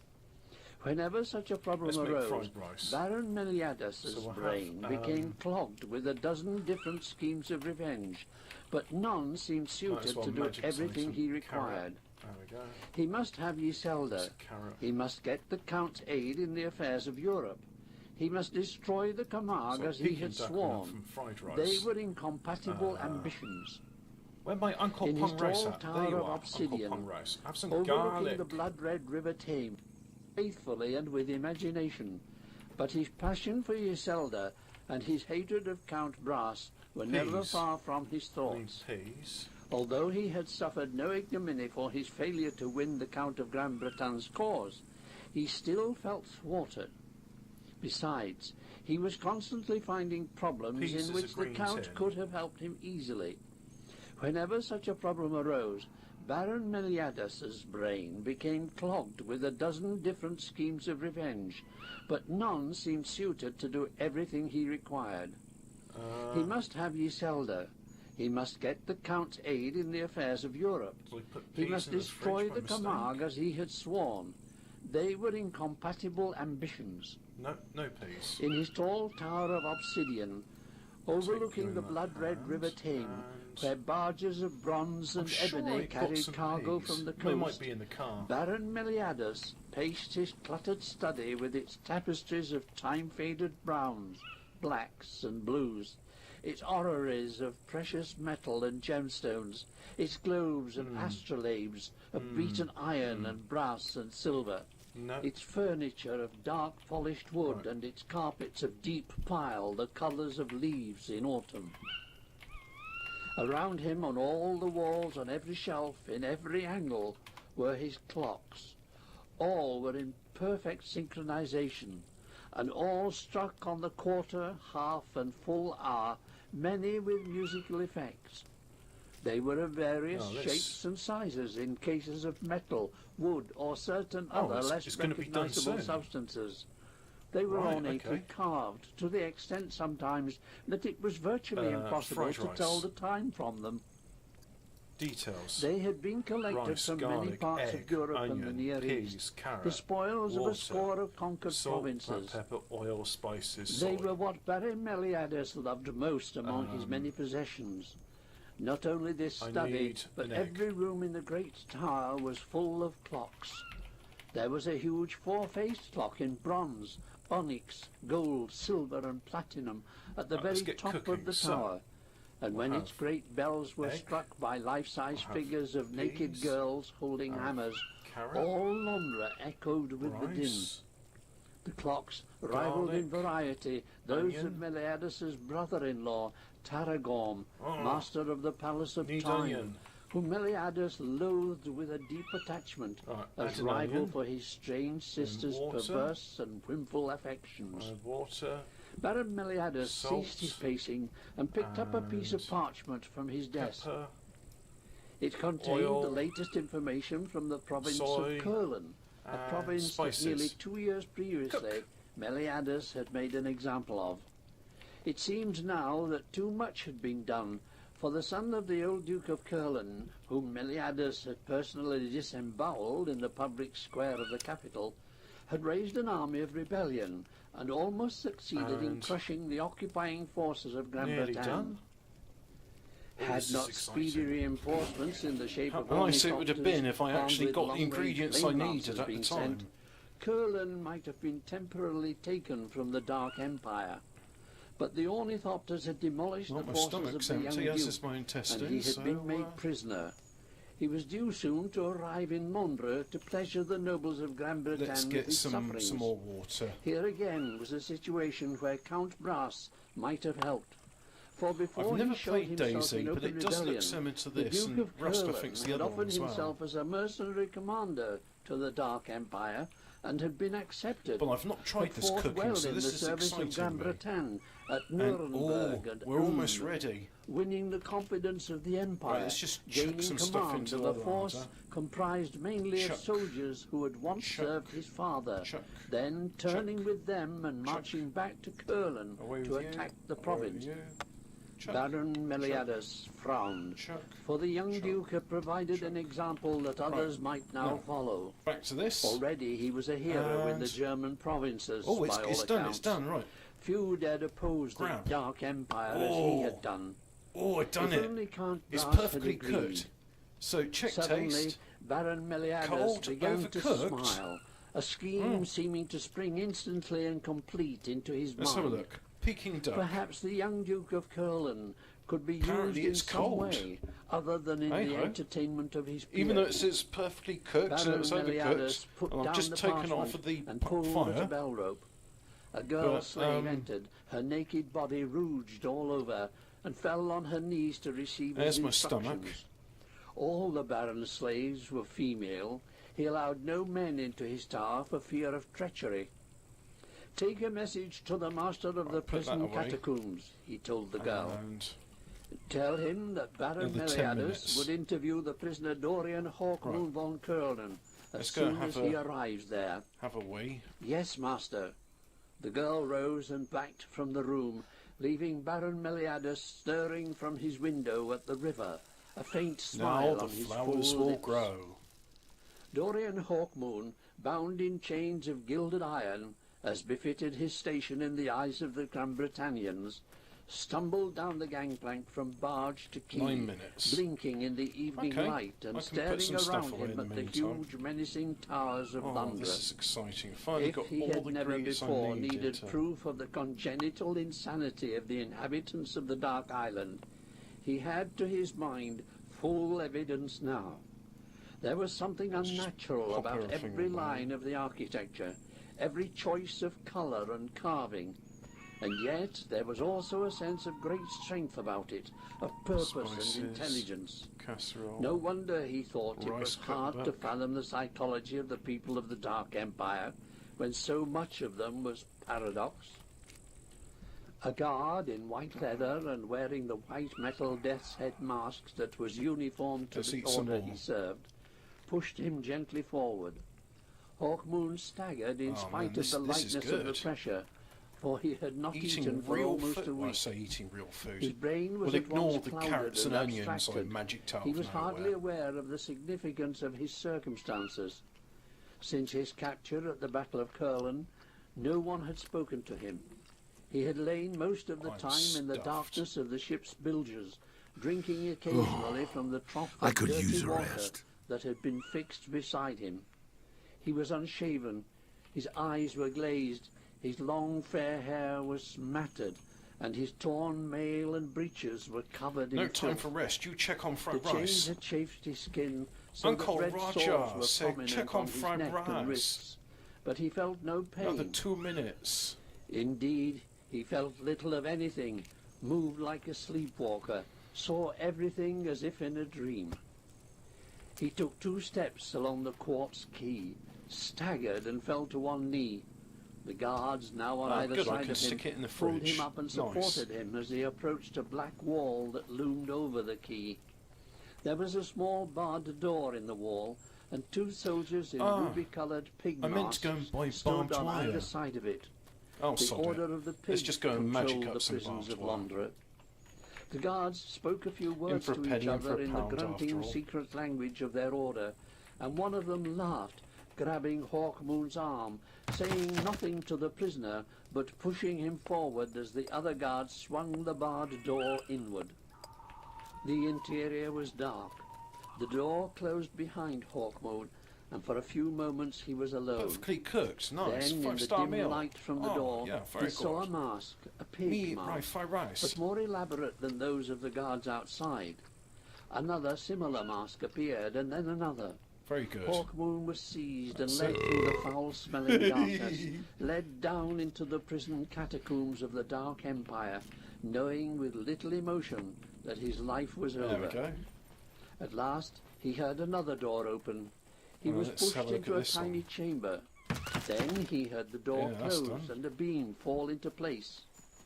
The air in the dungeon was fetid, and there was a film of foulness on flagstones and wall. Hawkmoon lay against the wall and then slid gradually to the floor. Whether he fainted or fell asleep he could not tell, but his eyes closed and Let's oblivion light the came. fires. A week before, he had been the hero of Curlin, I like this a tiny little champion torch, and I'm against the filling aggressors, like it with a man of just grace and 3 wooden sardonic wit, planks. a warrior of skill. Now, as a matter of course, the men of Gran Bretagne had turned him into an animal with little will to live. A lesser man might have clung grimly to his humanity, fed from his hatred, schemed escape. But Hawkmoon, having lost all, wanted nothing. Perhaps he would awake from his trance. If he did, he would be a different man from the one who had fought with such insolent courage at the Battle of Curlin. No, Chapter 2. nothing doing there. The Bargain. Torchlight and the glinting of beast masks, sneering pig and snarling wolf, red metal and black, mocking eyes, diamond white and sapphire blue, the heavy rustle of cloaks and the sound of whispered conversation. Hawkmoon sighed weakly and closed his eyes, then opened them again as footsteps came nearer, and the wolf bent over him, holding the torch close to his face. The heat was uncomfortable, but Hawkmoon made no effort to move away from it. Wolf straightened and spoke to There we go. Pig. That looks pretty Point was snazzy if speaking I to don't him say so now. myself. Feed I him, do say wash so him, myself. restore his intelligence a little. Pig and Wolf left, closing the door. Hawkmoon See, closed these his bits are eyes. done. When he yeah. next awoke, he was being That's carried through done, corridors that's done. by the light of Bren. This is the next bit. He was taken into a room lighted by lamps. There was a bed Need covered in rich scrap furs metal and silks, food and a laid out blunt on a tool. carved table, a bath of some shimmering orange metal full of steaming water, 2 girl slaves in attendance. The chains were stripped from him, then the clothes. Then he was picked up again and lowered into the Off water. that goes. It stung Although his it uses skin very as the little fuel slaves just to began to idle. lard him, while a man entered with a razor and he's began to still trim full. his hair and shave his beard. All this Hawkmoon took passively, staring at the mosaic ceiling with blank eyes. He allowed himself to be dressed in fine soft linen, with a shirt of silk and breeches of velvet, and gradually a dim feeling of well-being overcame him. But when they first sat him at the table and pushed fruit into his mouth, his stomach contracted and he retched.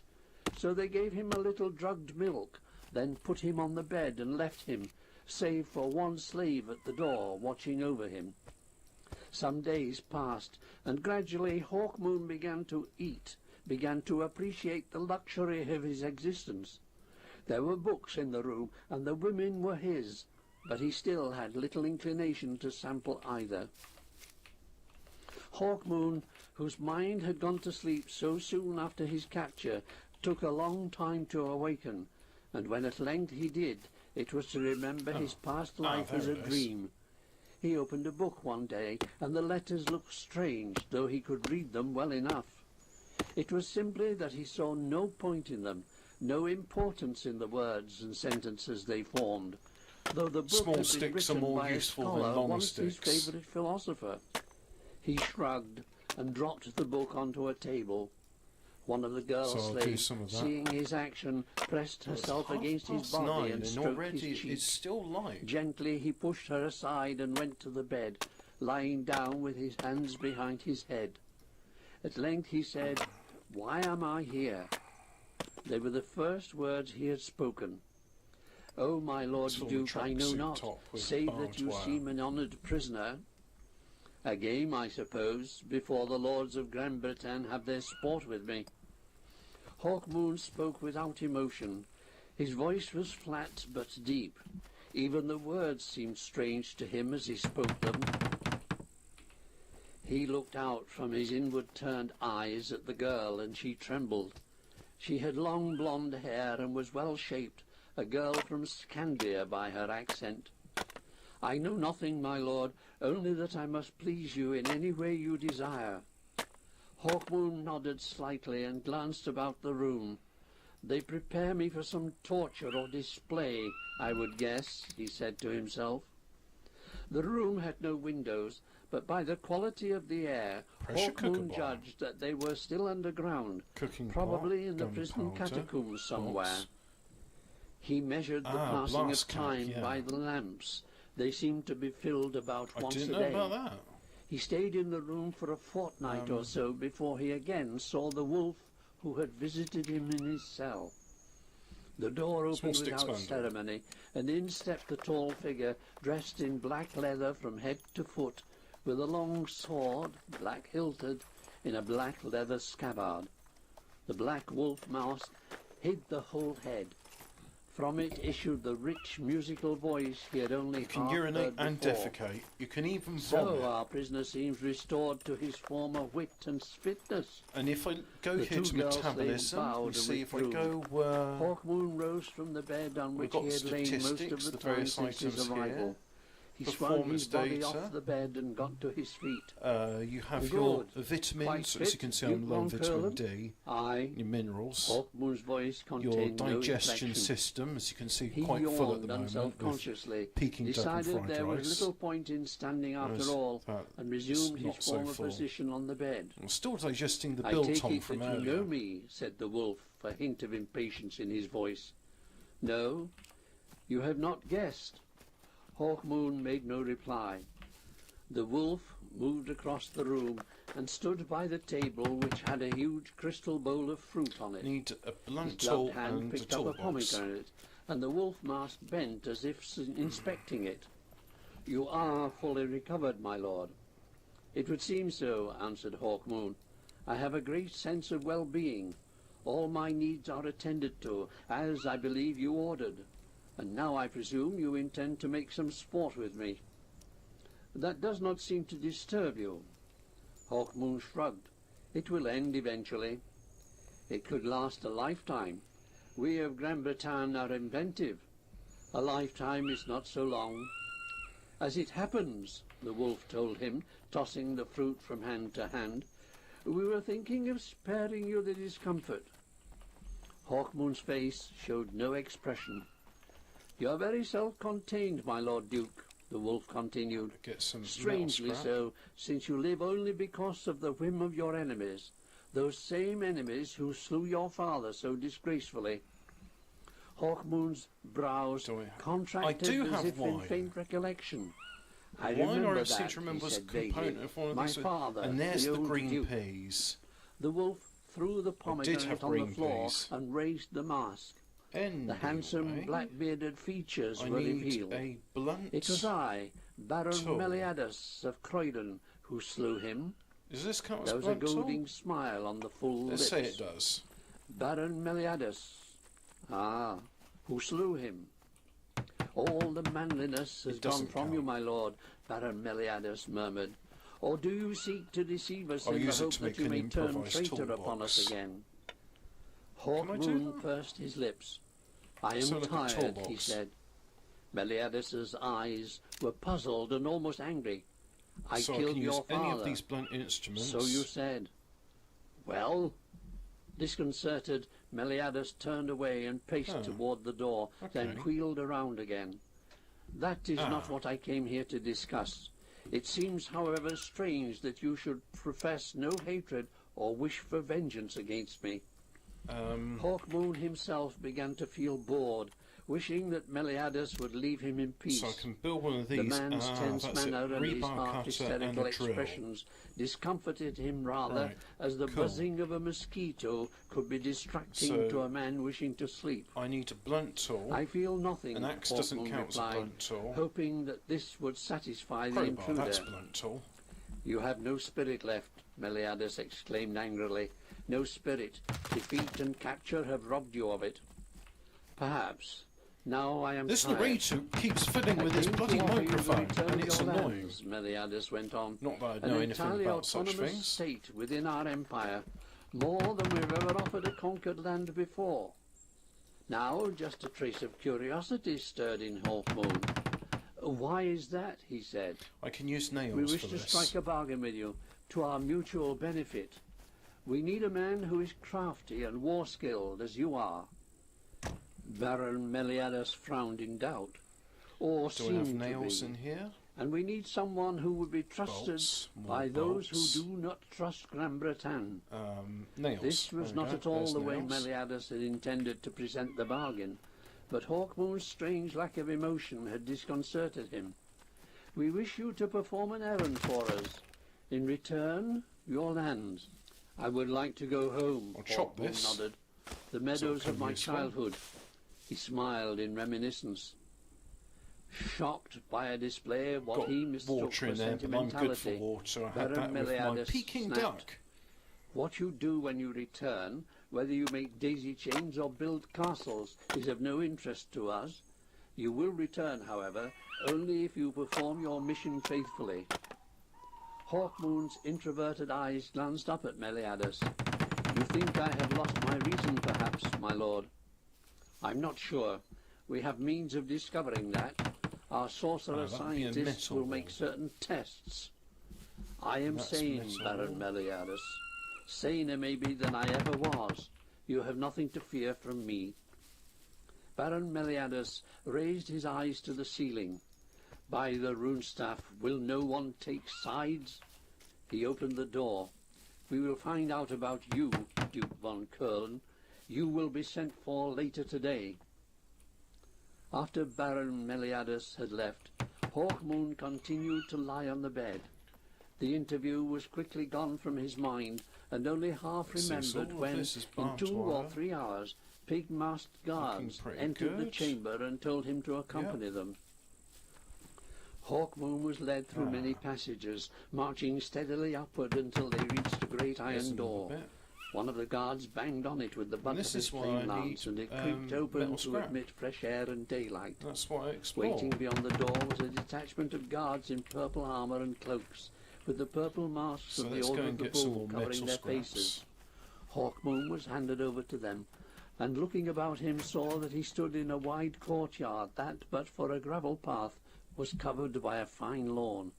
A high wall in which was set a Scrap. narrow gate surrounded the lawn, and on it paced guards of the Order of the Pig. Behind the wall jutted the gloomy towers of the city. Hawkmoon was guided along the path to the gate, through the gate and into a narrow street where a carriage of gilded ebony, fashioned in the shape of a 2-headed horse, awaited him. Into this he climbed, accompanied by 2 silent guards. The carriage began to move. Through a chink in its curtains, Hawkmoon saw the chink? towers as they passed. It was sunset, and a lurid light suffused the city. Eventually the carriage stopped. Hawkmoon And I need passively bolts allowed for the that guards as to well. lead him out of it, and saw at once that he had come to the palace of the King Emperor Huon. The palace rose tier upon tier, almost And I out need of a sight. toolbox as well. 4 great towers surmounted Double it, check. and these towers glowed with a deep golden light.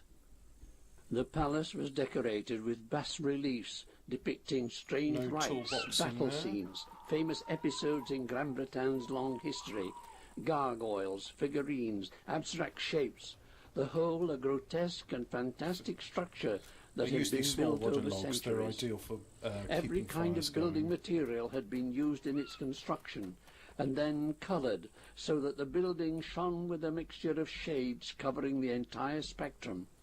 And there was no order to the placing of the colour, There no are people attempt around. to match or contrast. I did have a One shootout colour earlier flowed in into the stream. next, straining the eye, But offending the Be quiet for a second. I did have a shootout earlier in the stream, but at the moment I just said I wanted to get back. I wanted to do cooking, and I've done my cooking. So now I do the reason. You see, I go out, I explore the island. I'm pretty good with this area here.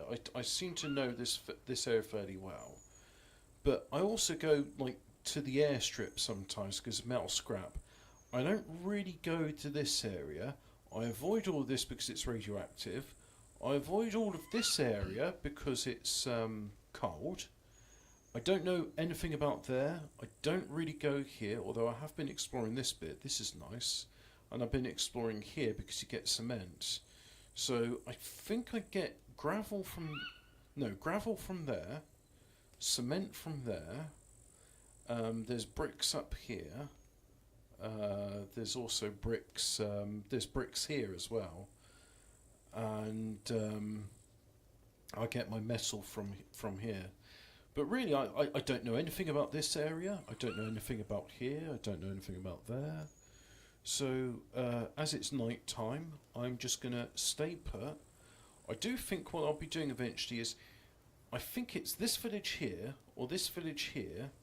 It's got both of these have rivers going through it. So I'm thinking of building a second base and building another garden, because I like the idea of maybe I can have like a second base. That'll be fun, wouldn't it? I think it'll be fun. The palace of a madman, overshadowing in its impression of insanity the rest of the city. At its gates, yet I another can set feel of guards nails. awaited Hawkmoon. These were garbed in the masks and armour of the Order of the Mantis, the order to which King Huon himself belonged.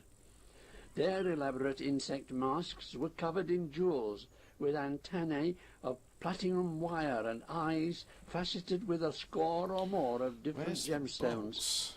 The men had long, There's thin box, legs right, and put them in there. arms and slender bodies encased in insect-like plate armour of black, gold and green. So I want When they nails. spoke their secret language to each other, it was the rustle and click of insect voices.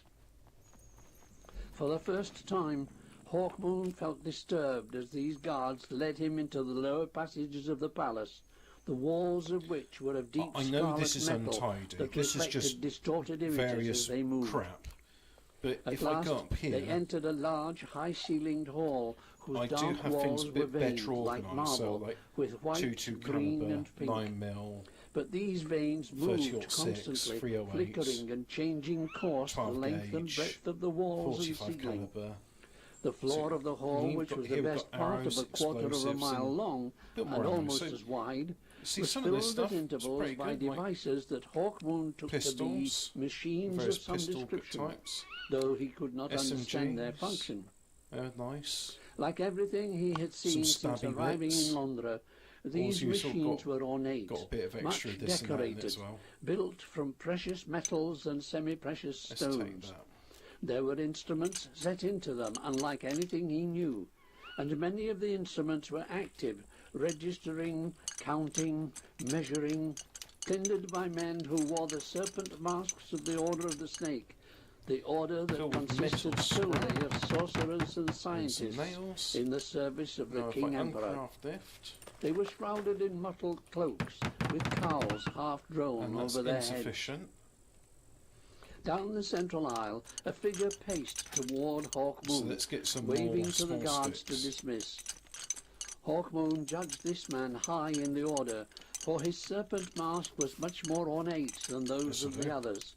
He might even be the Grand Constable by his bearing and general demeanour. My Lord Duke, greetings. Wooden logs. Hawkmoon acknowledged the bow with a none of slight those one are of his useful. own, many of the Well, they habits are of his useful, former but not life for still what I being want. with him. I am Baron So Callan let's get the Vital, Chief wheelbarrow. Scientist to the King Emperor. You are to be my guest for a day or so, I understand. Welcome to my apartments and laboratories. Thank you. What do you wish me to do? Hawkmoon asked abstractedly. Ooh. First, I hope you will dine with me. Plenty of useful Baron things. Callan signalled graciously for Hawkmoon to precede him, and they walked the length of the hall, passing many peculiar constructions, until they arrived at a door that led to what were obviously the Baron's private apartment. Uncraft it. A meal was already laid. It was comparatively simple, judged against what Hawkmoon had been eating over the past fortnight, but it was well cooked and Got some tasty. small tinder. When they had finished, Baron Callan, who had already plenty removed of his life mask to left in reveal the a sacks now. pale, middle-aged face with a wispy white beard and thinning hair, poured wine for There them we both. go. They had scarcely spoken during the meal. And I'll Hawkmoon take tasted the these wine. It was excellent. My own invention, the wine, said Callan, Log. and smirked. It is unfamiliar, Hawkmoon admitted. What grape? No grape, but grain. A somewhat different process. It is strong. Stronger than most wines, agreed the Baron. Now, Duke, you know that I have been commissioned to establish your sanity, judge your Log. temperament, and decide whether you are fit to serve His Majesty the King Emperor Yuan. I believe that is what Baron Meliadus told I me. need a Hawkmoon smiled toolbox. faintly. I will be interested in learning your observations. Baron Callan there's a looked toolbox. closely at Hawkmoon. I can see why I was asked to entertain you. I must say that you appear to be rational. Thank you. Under the influence of the strange wine, Hawkmoon was rediscovering some of his former irony. Gonna need box as well. Baron Callan rubbed at his face and coughed a dry, barely heard cough for several moments. His manner had contained a certain I've nervousness burnt since he myself, removed but the if I mask. look here, Hawkmoon had these already burn noticed injuries, how they'll the clear people of Gran quickly Bretagne enough. preferred And the to nicotine keep their poisoning, masks yeah, on it's still most of the there. time. nicotine Now, absorption rate Callan reached 8.6 towards the milligrams an hour. extravagant snake mask and placed it over So his look at head. metabolism. The coughing Loads of that, stopped so immediately, I should and the be man's gaining body some fat relaxed soon. visibly. But no Although vitamin D. Hawkmoon had heard that it was a breach of Grand Britannian etiquette to retain one's mask when entertaining a guest of noble station, he affected to show no surprise at the Baron's action. "Ah, my Lord Duke," came the whisper from within the mask, "who am I to judge what sanity is? There are those who judges of Grand Bundle of small Britain sticks. insane. Surely not. It is true. Those with blunted perceptions who cannot see the grand plan And I needed are not bolts as well. convinced of the nobility of our great crusade. They say, you know, that we are Who's mad." that? who's Miss Baron Jerry? Callan rose. "But now, if you will accompany me, we will begin our preliminary investigations." Back through the hall of Someone machines they went, at me? entering another hall, only slightly smaller than the first. No? This had the Don't get same it. dark walls, Oh well. but these pulsed with an energy that gradually shifted along the spectrum from violet to black and back again.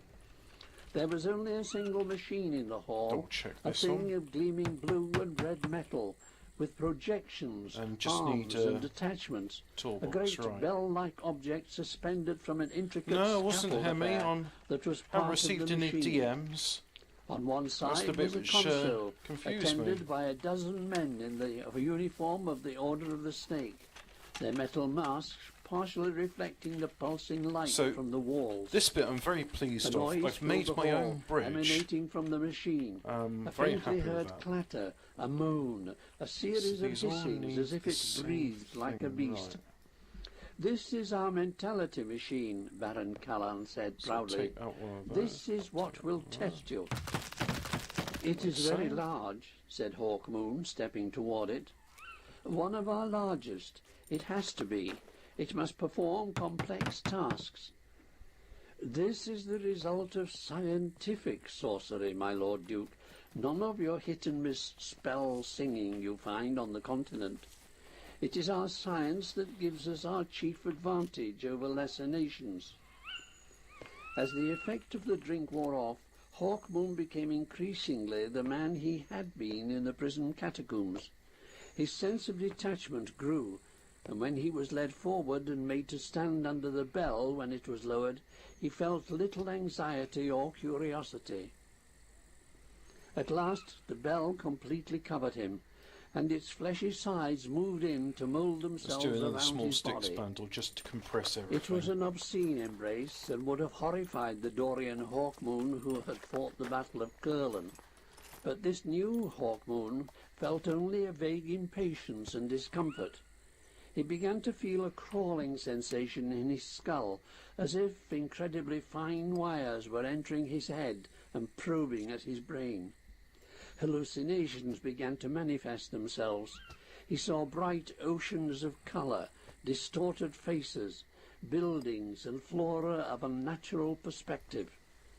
It rained jewels for 100 years, and then black winds blew across his eyes and were torn apart to reveal oceans that were Let's at do once that. frozen and in motion, beasts of infinite sympathy and goodness, women of monstrous tenderness. For a moment I thought that light Interspersed had with snuffed these itself. visions came clear memories of his childhood, of his life up until the moment he had entered this machine.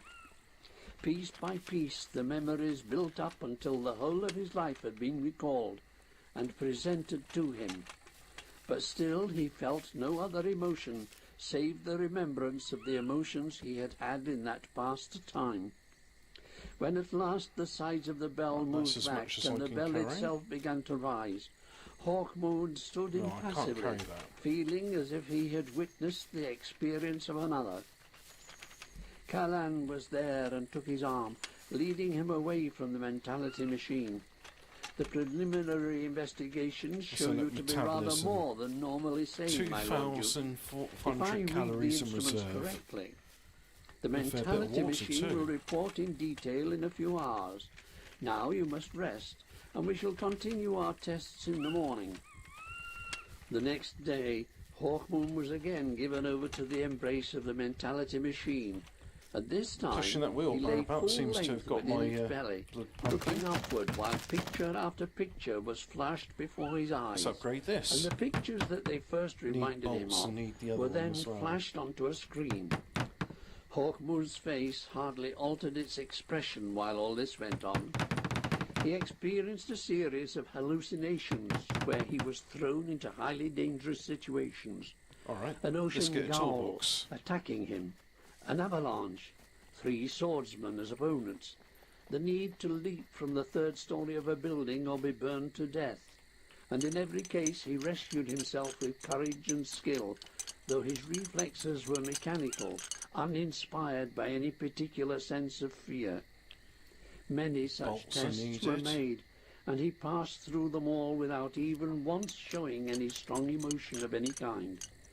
Even when he was induced by the mentality machine to laugh, weep, hate, love, and so on, the reactions were chiefly physical in expression. And I need At more length, metal scrap. Hawkmoon was released by the machine and faced Baron Callan's snake mask. It would seem that you are, in some peculiar way, too sane, my Lord Duke, whispered the Baron. A paradox, eh? Aye, too Let's double sane. check.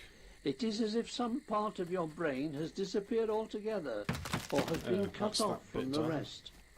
However, I can only report to Baron Meliadus that you seem eminently suited to his purpose, so long as certain sensible precautions are taken. Now, if I shine a light on What this, purpose is that? we can Hawkmoon see asked that with no real interest. some of this has got But metal, that is for him to say. this has got wood, Shortly afterward, Baron Callan took his and leave all of it Hawkmoon, is topped who was with escorted through a barbed labyrinth wire. of corridors by 2 guards of the Order of the Mantis. At length they arrived outside a door of burnished silver that opened to Let's just reveal a leave the, sparsely engine furnished on. room entirely lined with Just pop mirrors up there on because, of course, the walls, wheelbarrow's floor and blocking it. ceiling, save for a single large window at the far end that opened onto a balcony overlooking the city. I need bolts. Near the window stood a figure in a black wolf mask, who could only be Baron And Meliadus. More metal scrap. Baron Meliadus turned and motioned for the guards to leave. Then he pulled a cord, and tapestries rippled down the walls to And you hide know the what? mirrors. I could do with some Hawkmoon water. could still look up So let's or drink down all of and this see caramel his own soda. reflection if he desired. Gulp, gulp, Instead, gulp. he looked out of the window. A thick fog covered the city, swirling green And I've still black got some about the African towers, biltong. It just will obscuring the not river. shift out the stomach. It was evening, with the sun almost completely set, and the towers looked like strange, unnatural I probably rock won't need to formations eat for the next 2 jutting from a days. primordial sea. If a great reptile had risen from it and pressed an eye to the grimy, moisture-streaked window, it would not have been Just dump surprising. it. Without the wall mirrors, the room became even gloomier, for there was no artificial source of light. The Baron, framed against the window, hummed to himself, ignoring Hawkmoon. From somewhere in the depths of the city, a faint, distorted cry echoed through the fog and then faded. Baron Meliadus lifted his wolf mask and looked carefully at Hawkmoon, whom he could now barely see. "Come nearer to the window, my lord," he said. Hawkmoon moved forward, his feet slipping once or twice I on need the rugs bolts. that partially covered the glass floor. Do I have any more "Well," bolts? Meliadus began, "I have spoken to Baron Callan, and he reports an enigma, a psyche he can hardly interpret. He said it seemed that some part of it had died. What did it die of, I wonder? Of grief? Can't of repair humiliation? those. Of fear? Ah, do I need I had not expected electrician's such tools complications. to I had expected No, to bargain can't with you repair man it. to man, trading something you desired for a service I required of you. While I see no reason not to continue to obtain this service, I am not altogether sure Nails, now how to go cash. about it. Would you consider a bargain, my Lord Duke?" "What do you propose?" bolts? Hawkmoon stared beyond the Right, Baron let's take out some through bolts. the window at the darkening sky. "You have heard of Count Brass, I the wish there old was a way to hero. just say take out all Yes. bolts. He is now Lord Guardian, protector But of the hey-ho. province of the Camargue. We do what I we have heard must. that. He has proved stubborn in opposing the will of the King Emperor. He has insulted Gran Bretagne. We wish to encourage wisdom in him. The way to do this will be to capture his daughter, who is dear to him, and bring her to Gran Bretagne as a hostage. However, he will trust no emissaries that we sent, nor any common stranger. But he must have heard of your exploits at the Battle of Curland, and doubtless sympathizes with you. And now I have. If you were to go to the Camargue seeking a- sanctuary from well, the Empire of Gran Bretagne, he would almost let's stack certainly these welcome you. together. Once within his walls, it would not be too difficult for a man of your resourcefulness to pick the right moment, abduct I have the a girl, metal bridge. bring her back However, to us. I can do better than Beyond that. the borders Let's of have the a bridge Camargue, made we with should naturally black be able or to give cement you in this plenty of case. support. The Camargue is a small territory. You could easily escape. That is what you desire of me. Just so. So we'll In take return, out we give you back your some estates to rule as you please, so long as you take those. no part against the Dark Empire, whether in word or deed. My people live We'll in need some misery more under Gran planks. Bretagne, Hawkmoon said suddenly, so. as if in revelation. He spoke without passion, but rather like one making an abstract moral decision. It would be better for them if I ruled them. "Ah," Baron Meliadus smiled. "So my bargain does seem reasonable." "Yes, though I do not believe you will keep your part of it." "Why not?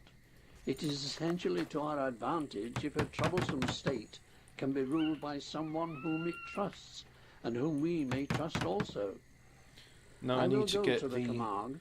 I will cement, tell them the tale you gravel, suggest. sand. I will capture the girl and bring water. her to Gran Bretagne. Ah, but I have a source of Hawkmoon water, don't I? I sighed mean, I'm and standing on looked the at river. Baron Meliadus. Why not? So we'll add Discomfited by the strangeness water of from the Hawkmoon's caramel manner, soda. unused to dealing Like with so. such a personality, Meliadus frowned. "We cannot be absolutely sure that you are not indulging in some complex form of deceit to trick us into releasing you. Although the mentality machine is infallible in the case of all other subjects who have been tested by it, It could be that you are aware of some secret sorcery that confuses it. I know nothing of sorcery. So I believe. Almost. Baron Meliadus's tone became put those somewhat in there. cheerful. But we have no need to fear. There is an excellent precaution we can backwards. take against any treachery from you. A precaution that will bring you back to us or kill you if we have reason no longer to trust you.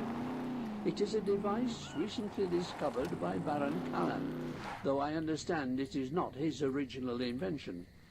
It is called the Black Jewel. You will be supplied with it tomorrow. Tonight you will sleep in apartments prepared for you in the palace. Before you leave, you will have the honor of being presented to His Majesty the King Emperor. Few foreigners are granted so much.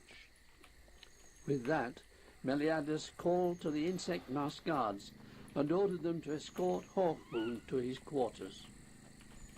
Chapter 3 The Black Jewel.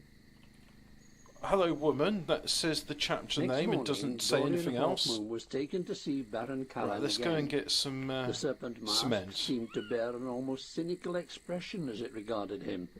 But Oh, the you should Baron be with said hardly a word, SMGs. merely led him through a series of rooms and halls until they reached a room with a door of plain steel. This was opened to reveal a similar door that, when opened, revealed a third door. This led into a small, blindingly lighted chamber of white metal that contained a machine of intense beauty. Stop playing with your It microphone. consisted almost entirely of delicate red, I have no gold sympathy and for silver other webs, narrators. strands of which brushed Hawkmoon's face and had the warmth and vitality of human skin. Faint music came from the webs, which moved as if in I've a got breeze. some gravel somewhere. It Is seems it in here? alive, said Hawkmoon. It is alive, No, Baron cement. Callan whispered proudly. It is alive. So I'll Is put it the a cement beast? in there. No, it is the creation of sorcery. I'm not even sure what it is. I built it according to the instructions of a grimoire I bought from an Easterner many years ago. It is the machine of the Black Jewel, Let's see. Ah. Is there any? and soon you will become No, much none in more there, intimately none in acquainted there, with it, Lord None Duke. in there. Deep within him, Hawkmoon felt a Do I faint have any in stirring here? of panic. No. Got But it did bricks. not begin to rise I'll to bear the that in surface mind. of his mind. Do I He let have? the strands of red and no gold gravel and in silver there? caress him. It is not complete, Callan I do said. know I've got It gravel must somewhere, spin the jewel. but I don't know Move where I closer keep to it, my lord. Move into it. You will feel no pain, I guarantee. It must spin the black jewel. Ah, here we go. Hawkmoon Gravel. obeyed the Baron, and the webs rustled and began to sing. His ears became confounded. The traceries of red, gold, and silver confused his eyes. The machine of the black jewel fondled him, seemed to enter him, What, I can't put become any more him, and he it. He sighed, No, and his that seems voice to was be the it. music of the webs. He moved, and his limbs were tenuous strands. There's a lot There of was crap pressure here from which within his skull, doesn't and he need felt to a be sense of there. absolute warmth and softness suffuse his Well, let's body. put the soap away. I can He put that drifted in as if undies bodiless, because and lost the sense of passing time. put the But he knew that seeds the machine in was spinning medicine something cabinet from for its now. own substance, making something that became hard Cigarettes and and dense, medicine. and implanted itself in his forehead, so that suddenly he seemed to possess a third eye, and stared out at the cloves in world there with as a new well. kind of vision. Then gradually this faded, and he was looking at Baron Callan, who had removed his mask the better to regard him. Hawkmoon felt a sudden sharp pain in his head. The pain vanished almost that's at once. He looked back at the machine, but its colours had dulled and its webs seemed to have shrunk. He lifted a hand to his forehead and felt with a shock something there that had not been there before. It was hard and smooth. It was part of him. He shuddered. Baron Callan looked concerned. "Eh? You are not mad, are you? I was sure of success. You are not mad?" "I am not mad," Hawkmoon said, "but I think that I am afraid. You will become accustomed to the jewel. That is what is in my head, the jewel. I, Now I've got the a black bit of jewel. room Wait." for some of this. Callan turned and drew aside a curtain of scarlet velvet, revealing a flat Yeah, oval of okay, milky quartz alright. about 2 feet long. So now, In it, a oh, picture began need to to form. urinate. Hawkmoon saw that the Let's picture go and was that of water the Callan, garden. staring into the quartz oval, into infinity. Have a look The here. screen revealed exactly what Hawkmoon saw. As he turned his head The slightly, African built the on down to picture 15%. It was at accordingly. 18% previously. Callan muttered in delight. So there's a turn up It for the works, you books. see. What you perceive, the jewel perceives. Wherever you go, we shall be able to see everything and everyone you encounter. Hawkmoon tried to speak, but he could Let's have a not. look. His throat was No, tight, no sacs and there in seemed there. to be something constricting his lungs. So I'll Again, take he those. touched the warm jewel, so similar to flesh in texture, but so unlike it in every other way. "What have you done to me?" he asked eventually, his tone as flat as ever. That's as much of that as "We I have can merely carry. secured your loyalty," chuckled Callan. And "You have taken lunge part of the backwards. life of the machine. Should we so desire, we can give all the machine's life to the jewel, and then—" Hawkmoon reached out stiffly and touched the take a Baron's spade arm. shovel. "What will it do?" "It will eat your brain, Duke of Curlan." Baron Meliadus hurried Dorian Hawkmoon through the glittering passages of the Put the palace. shotgun in there. Now Hawkmoon That had way, a sword when I at come his to side drive and a this, suit of clothes and mail, much put the like those shovel he where had it worn at the belongs. Battle There of we are. Curlan. He was conscious of the jewel at his skull, but of little else. The passages widened until they covered the area of a good-sized street.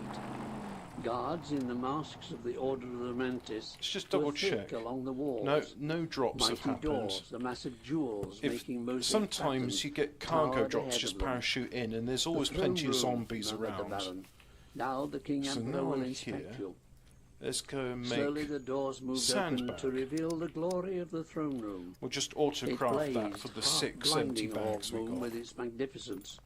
There was glitter and music. From a dozen galleries that rose to the concave roof were draped the shimmering banners of 500 of Grand Bretagn's noblest families. Lining the walls and galleries, rigid with their flame lancers at the salute, were the soldiers of the Order of the Mantis in their Each time we insect do masks this, it uses a and small their plate bit armour of the of black, spade's health, green and gold.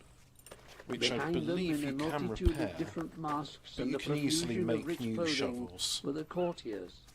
They peered curiously at Meliadus Now, and Hawkmoon sometimes as when they you're using entered. sandbags, you can recover them. The lines of soldiers sometimes they stretched into disintegrate. the distance. I think it's There, random. at the end of the hall, I'm not sure. almost out of sight, hung something that Hawkmoon All I know could is not you at need a first shovel make in out. order to He frowned. craft The these. throne globe, whispered Meliadus. Now do as I do. He began to pace forward. Right, The that's all the walls of the sandbags throne done. room were of lustrous green and purple, but the colours of the banners ranged the spectrum, as did the fabrics, metals, and precious Oh, there we gems go. that the courtiers wore. So we But used two, Hawkmoon's and eyes were we've got fixed on the left. globe. Dwarfed by the proportions of the throne room, Hawkmoon and Meliadus walked with measured pace So I do toward that. the Can I throne globe, Yeah, I can while repair these fanfares were because I played seem by to have a trumpeters in the sewing galleries kit to with left me. and right. Repair that one. Eventually, repair that. Hawkmoon could see the throne globe, and he was astonished.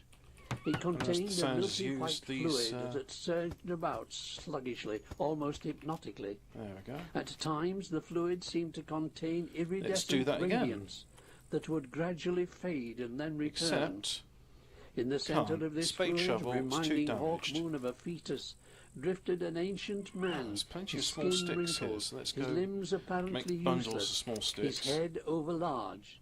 From his head stared sharp, malicious eyes. But yeah, this Following Meliadus' I'm still really enjoying this game, Hawkmoon and abased you were himself there before the to watch creature. me Rise, magic up some came the food. voice. Hawkmoon Really realized enjoyed with it. a shock that the voice came from the globe. It was the voice of a young man in the prime of health, Let's a put golden the voice, stick a bundles in melodic, here. vibrant voice. Hawkmoon wondered So now from that's what done. youthful throat the voice had been torn. King Emperor, I present Dorian Hawkmoon, Duke von Curlan, who has elected to perform an errand for us. You will remember, noble sire, that I mention my plan to you. Meliadus And bowed this as one he spoke. is an improvised We metal go to shovel much which I effort made and myself. considerable ingenuity to secure the And services of this I go Count Brass, crafting. came the golden voice. By We trust typing your judgment shovel. is sound in this matter, Baron Meliadus.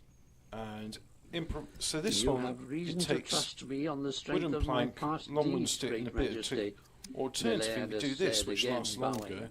Nails, Has the long wooden Duke von stick, metal Köln scrap, been and a warned of the toolbox. inevitable penalty he will pay if he does not No, serve I'm not us going to loyally? use that because I Came the need it. youthful, sardonic voice. Has he been Can't told use the that we may crowbar 'cause it's destroy too him in an damaged. instant from any distance? Meliadus stroked his sleeve. He has, mighty King Emperor. You have informed him that the jewel in his skull, continued the voice with relish, sees all that he sees and shows it to us in the chamber of the machine of the black jewel. Aye, noble monarch. No blunt instruments. And you have made it clear to him that should he show any signs of Should have betraying picked one us, up. any slight sign, which we may easily detect by watching through his eye the faces of those he speaks to, we shall give the jewel its full life. We shall release all the energy of the machine into its sibling. Have you told him, Baron Meliadus, that the jewel, possessed of its full life, will then eat its way through his brain, devour his mind, and turn him into a Bit of lag drooling, now. mindless creature? In So let's make essence, great sandbags. Emperor, he has been so informed. The thing in the throne globe chuckled. And by the look of him, Baron, the threat of mindlessness is no threat at all. Are you sure he's not already possessed of the jewel's full life? It is his character to seem thus, immortal ruler. Now the eyes turned to peer into those of Dorian Hawkmoon, and the sardonic golden voice issued from the So infinitely just aged fill them up throat. with sand again. You Scum have should know its contracted a place. bargain, Duke von Köln, He's Howard. with the immortal King Emperor of Grand Bretagne. Yes. It is a testament to our Right. liberality that we should Really offer enjoy such this a game, bargain really to do, one who and, is, after all, our slave. It gives me a slight must appreciation of serve us in Croatian turn with culture great for what it's loyalty. worth. Knowing that you share a part in the destiny of the Maybe a greatest bit race soft ever propaganda to and emerge that. on this planet. It is our right to rule the earth by virtue of our I quite omniscient like intellect going into and the omnipotent might. European And food soon shops, we they shall call it, claim getting this some right in kvass full. and caramel All who soda. help serve our noble And then purpose just going like, oh, will caramel receive soda. our The approval. one I really like, which Go is now, Russian, Duke, it's not really and win Croatian. that It's, approval. I think they call it The wizened head Balkai, turned, and and a it's this. prehensile tongue No, it's flickered from the Tarkun. mouth to And it's touch a this tiny fizzy drink jewel made that with drifted near tarragon the and wall of the citric throne acid. globe. Very nice. The globe Very began to refreshing. dim I like until the tarragon, so- fetus-like shape of the King Emperor, Don't use the last and shovel. immortal descendant of a dynasty founded almost 3,000 years before, appeared for a few moments in silhouette. And remember the Sandbags, power of the black jewel, said the youthful voice before the globe took on the appearance I'll of a put the solid, sandbags dull in there. black sphere. So, The audience then we'll was pick up ended. a bit of cement. Abasing themselves, And- Meliadus and Hawkmoon backed away a You few paces, get and fucked! then turned to It walk will from have the some throne voice room. lines. And the audience I do had that, you served a see, purpose because not it's much anticipated quicker by the if you've Baron got something in or your hand his to master. pick something up. Within Hawkmoon's strange mind, So in its most need a bit hidden more. depths, a tiny Get irritation had fucked! begun. And So the irritation was we'll have to caused cope not with, by the black jewel that Danny lay Treasure embedded in saying, his get forehead, fucks a lot. but by a less tangible source. Perhaps the So I need irritation was a more of sign of each. Hawkmoon's humanity returning. Perhaps it marked the You growing of a get new and fucked! altogether different So quality. do that, Perhaps it was the influence of the rune staff. and take that. Chapter 4 Journey to Castle Brass. Hello, woman that announces chapters. Dorian Hawkmoon was returned to his original apartments Hey, in the prison get catacombs, fucked! and there waited So for 2 we'll days take that in the hands. until Baron Meliadus And arrived, we'll take bearing with him a that, suit of pick it black up leather, like so. complete with boots and gauntlets, a heavy black cloak with a cowl, a silver-hilted broadsword in a And black leather that scabbard, Do us simply for- decorated with silver, So we just need and a some black more. helmet mask wrought in more the gravel. likeness of a There's snarling cement. wolf.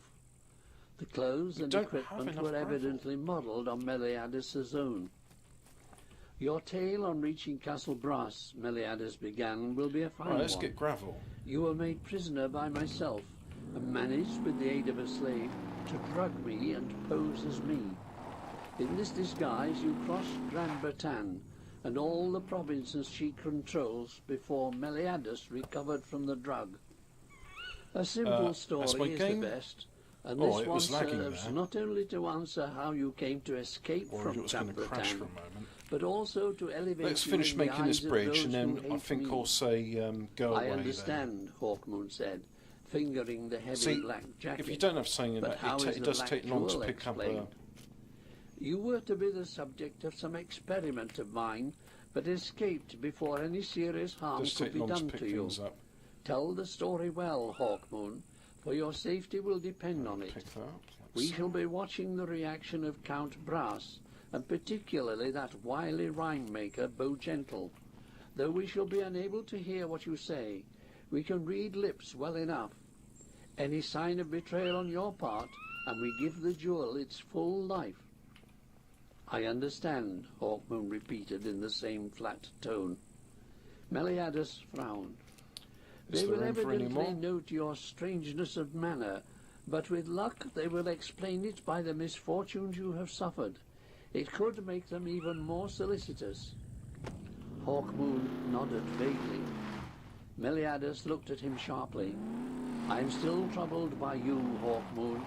I am still unsure that you have not by some sorcery or cunning deceived us. Yeah, just But nonetheless, push I am the certain wheel of your power loyalty. away. The black jewel is my assurance. He smiled. Now, an ornithopter is waiting to take you to Dover and the Ornithopters. coast. That's something from Ready June. yourself, my Lord Duke, and serve Gran Bretagne faithfully. If you are successful, you shall soon be master of your own estates Great, you again. can just leave them on the floor. The ornithopter Might had as well settled upgrade on the this. I lawns mean, after beyond all, the we're in the city bubble. entrance to But the you need brick catacombs. for that. It was a thing of great beauty, So fashioned in the shape of a gigantic The game is griffin, again starting to all worked in lag. copper, brass, silver, and black steel, squatting on its powerful So you know what? lion-like haunches, We'll put away the that. 40-foot so. wings folded on its back. And then Below the head, in the small cockpit, sat the pilot, dressed in Turn the the engine bird off. mask of his order. and the that's us Order of done the for now, Crow, because I think which the was game is comprised of all warning me fire. that it's about to crash. So His gloved hands on the jewel you narrator, stop talking. 2 hours and 21 minutes. That's very good. So if you have been watching, thank you very much for watching. SCUM, great game. Is it on sale? Let's have a look at the store. Next Fest. I'll have a look at that just briefly. SCUM. It is not. Peggy 18. It's not on sale. It is currently £33.49. So there's that. You can also play as. I tell you what. Can I change this to show Steam? No. Can I do window capture to show Steam? Steam web helper. Yeah. And then transform. Fit to screen, like so. And we'll bring it all the way to the top. Right, so you can see this now. Now if I click on this, you know... Oh wait, it's... Steam does that thing where when you make it big, it sort of crashes. Let's have a look at this. Suit up. We'll rock this island in style.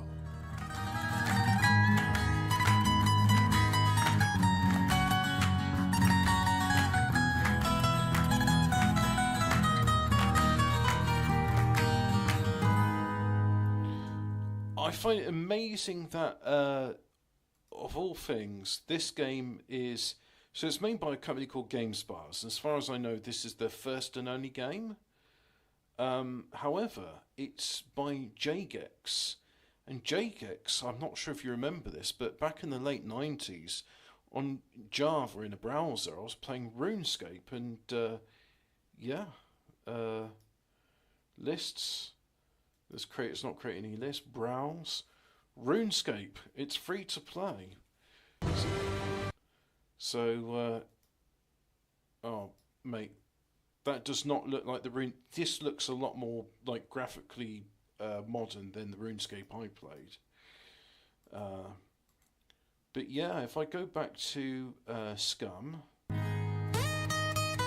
Peggy 18. Get to talk. Yeah, you see. You know, parachute in and.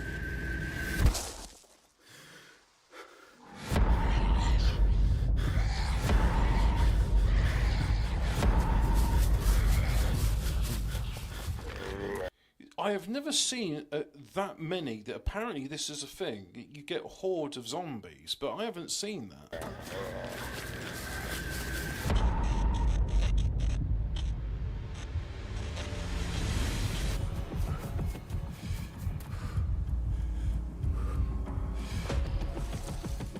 So you start off. You've got to make a knife from stone.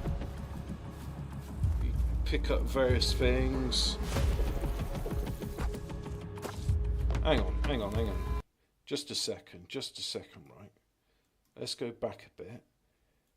Oh, I've gone back too far. So anyway, making a bow and arrow is pretty easy at the beginning of the game. You can make improvised rope from tree bark. Wire is a bit better, actually. You can make a stronger bow with that, if you can get hold of wire. And very basic arrows, they're just small sticks, which you use a knife, which can just be a piece of stone you've napped. You don't even need feathers on it. And it's a very effective weapon, and it still is. But just to say, right, this is the I can't believe it's not Chernobyl, and this guy's not wearing a hazmat suit, so he's going to be dead. But this, where is this? I have never seen this fountain. I don't know where it is. I've been playing this game for over a year now, and I don't know about this fountain.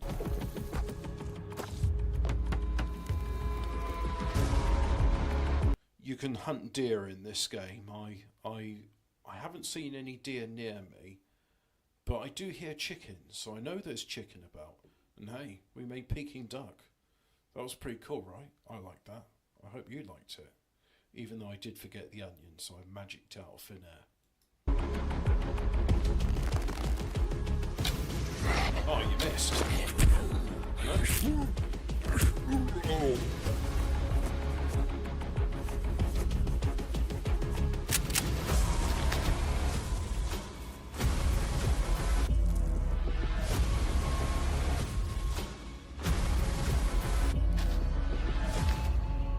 Yeah, you can do emotes to say, you can emote to say, oh yeah, I put my hands up, and then it's up to other players what to do. An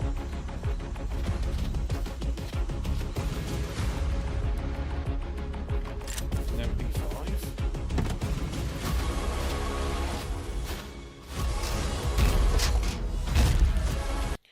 I would love to do this. I'll have to get involved in multiplayer sometime, but getting involved with a bunch of others, getting into a disused military base. Oh, the disused military base, they're horrible. I'll have to show it at some point. You need fuses to turn various bits on, and there are these horrible spiky zombies. And the last time I went into it, I died. I did manage to survive the encounter with the zombie, but I didn't have any bandages on me, and I just bled out.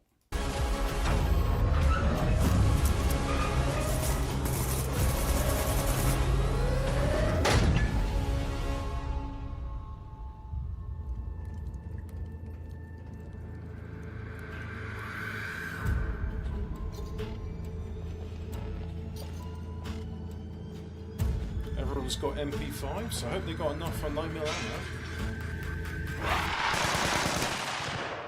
Yeah, that's the new spiky zombie thing.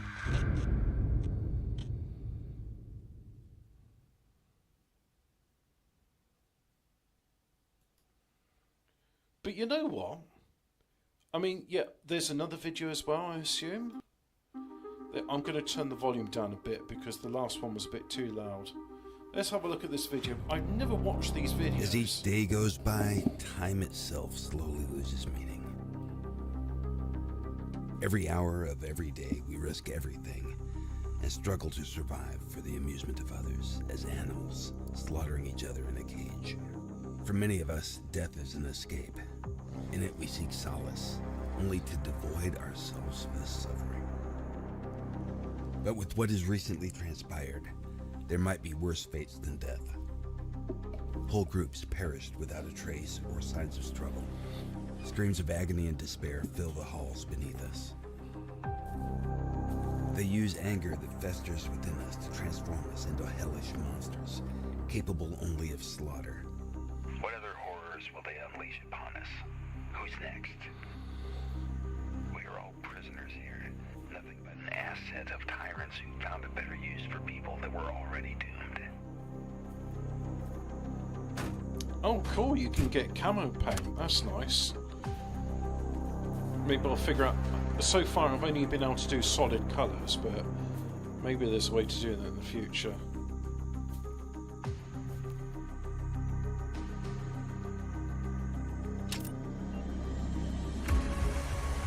I have not seen that feature.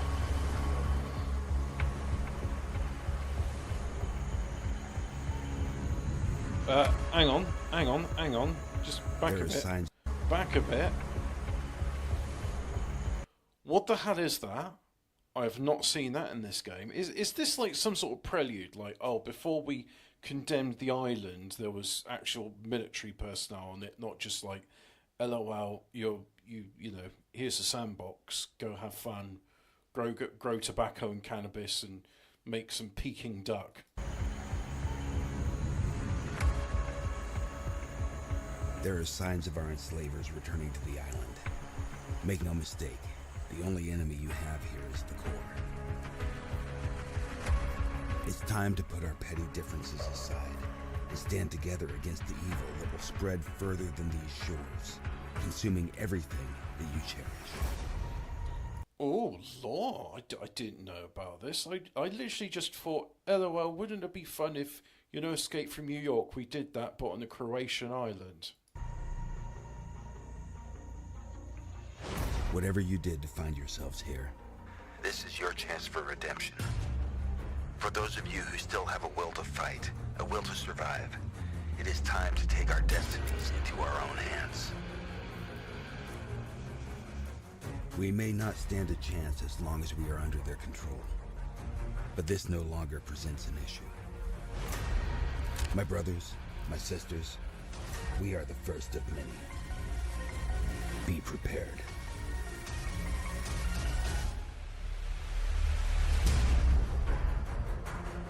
The Horde. Puppet Hordes, new threat zones, improved and optimized AI navigation. Yet to see that. Crafting rework, UI overhaul, major quality of life improvements, ingredient rebalance, survival manual, codex entry, survival tips, Rager modular pickup. Yeah, that's what I've been driving. Improvised flamethrower. Oh, shall I have to have a look at that? It's fueled by gas. Input rework, level optimization, SCAR, DMR, new weapon attachments. Yeah, cool. Yeah.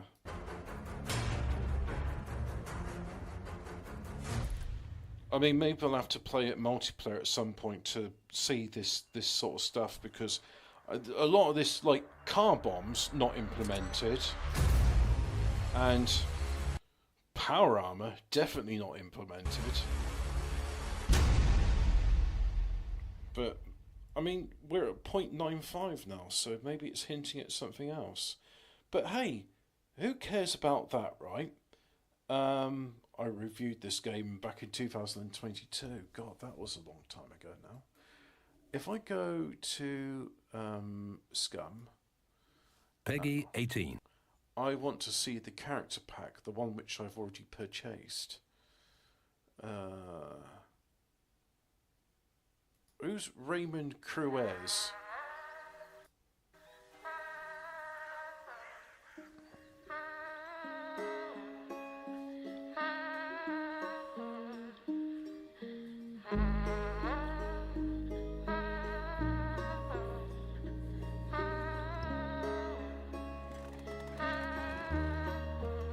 death.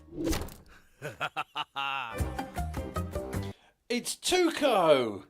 It's whoa, yeah, that was some good methamphetamine.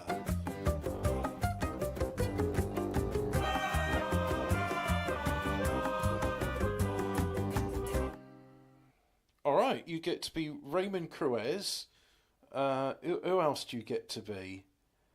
Hair Deluxe, Luis Moncada, Man Hair Deluxe, Charms, Weapon Skins, Car Skins, Supporter Packs, Scum Deluxe 2. Well, I want to show people the one which I did. Can we just get all the Breaking Bad characters at this point? Peggy Yes. 18. Hey, you. Quiet. I want to see the other one. I saw a list there. Come on, where was it? Let's do this together. Danny Treasure. Ah, hello. I paid £12.79 for this because I thought, you know what? My cousin bought me the game. I'm going to go and buy this because something went wrong. Oh. Peggy 18. Here we go. Let's have a look at Danny Treasure. Hello, I'm Danny. Welcome to the island. You get boots, gloves, pants, a jacket, and a machete.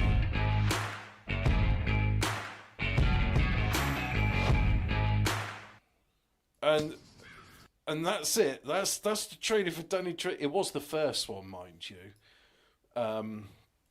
But yeah. Excuse me. I have never seen that motorbike for sale. What is that? That's not the dirt bike. Is this like? Oh, you know what? It may be assets which they haven't yet realised in the game. So yeah. Well, you know what? I'm gonna say to you lot, thanks for it. Hey, they should put Stanley Tweedle as Drake in this. Hey, Jagex, GamePires.doo. If you're listening to this, and I don't know, maybe one of you guys, you're just having a quiet night, be like, hey, is anybody streaming our game on YouTube? It's like, yes. Hey, quiet you. If you put Stanley Tweedle as Drake in Hobo with a Shotgun, if you put him in the... Oh, you should put Rutger... Rutger Hauer's dead. You can't get him to voice any lines now. Put Stanley Tweedle... No, his name's not Stanley Tweedle, is it? That was him in Lex. He's got a name. I know it. He's Canadian. His name is... Come on, I should know this. He's not Jim Leahy. That's in Trailer Park Boys. That's John Dunsworth. Stanley Tweedle was played by Canadian actor...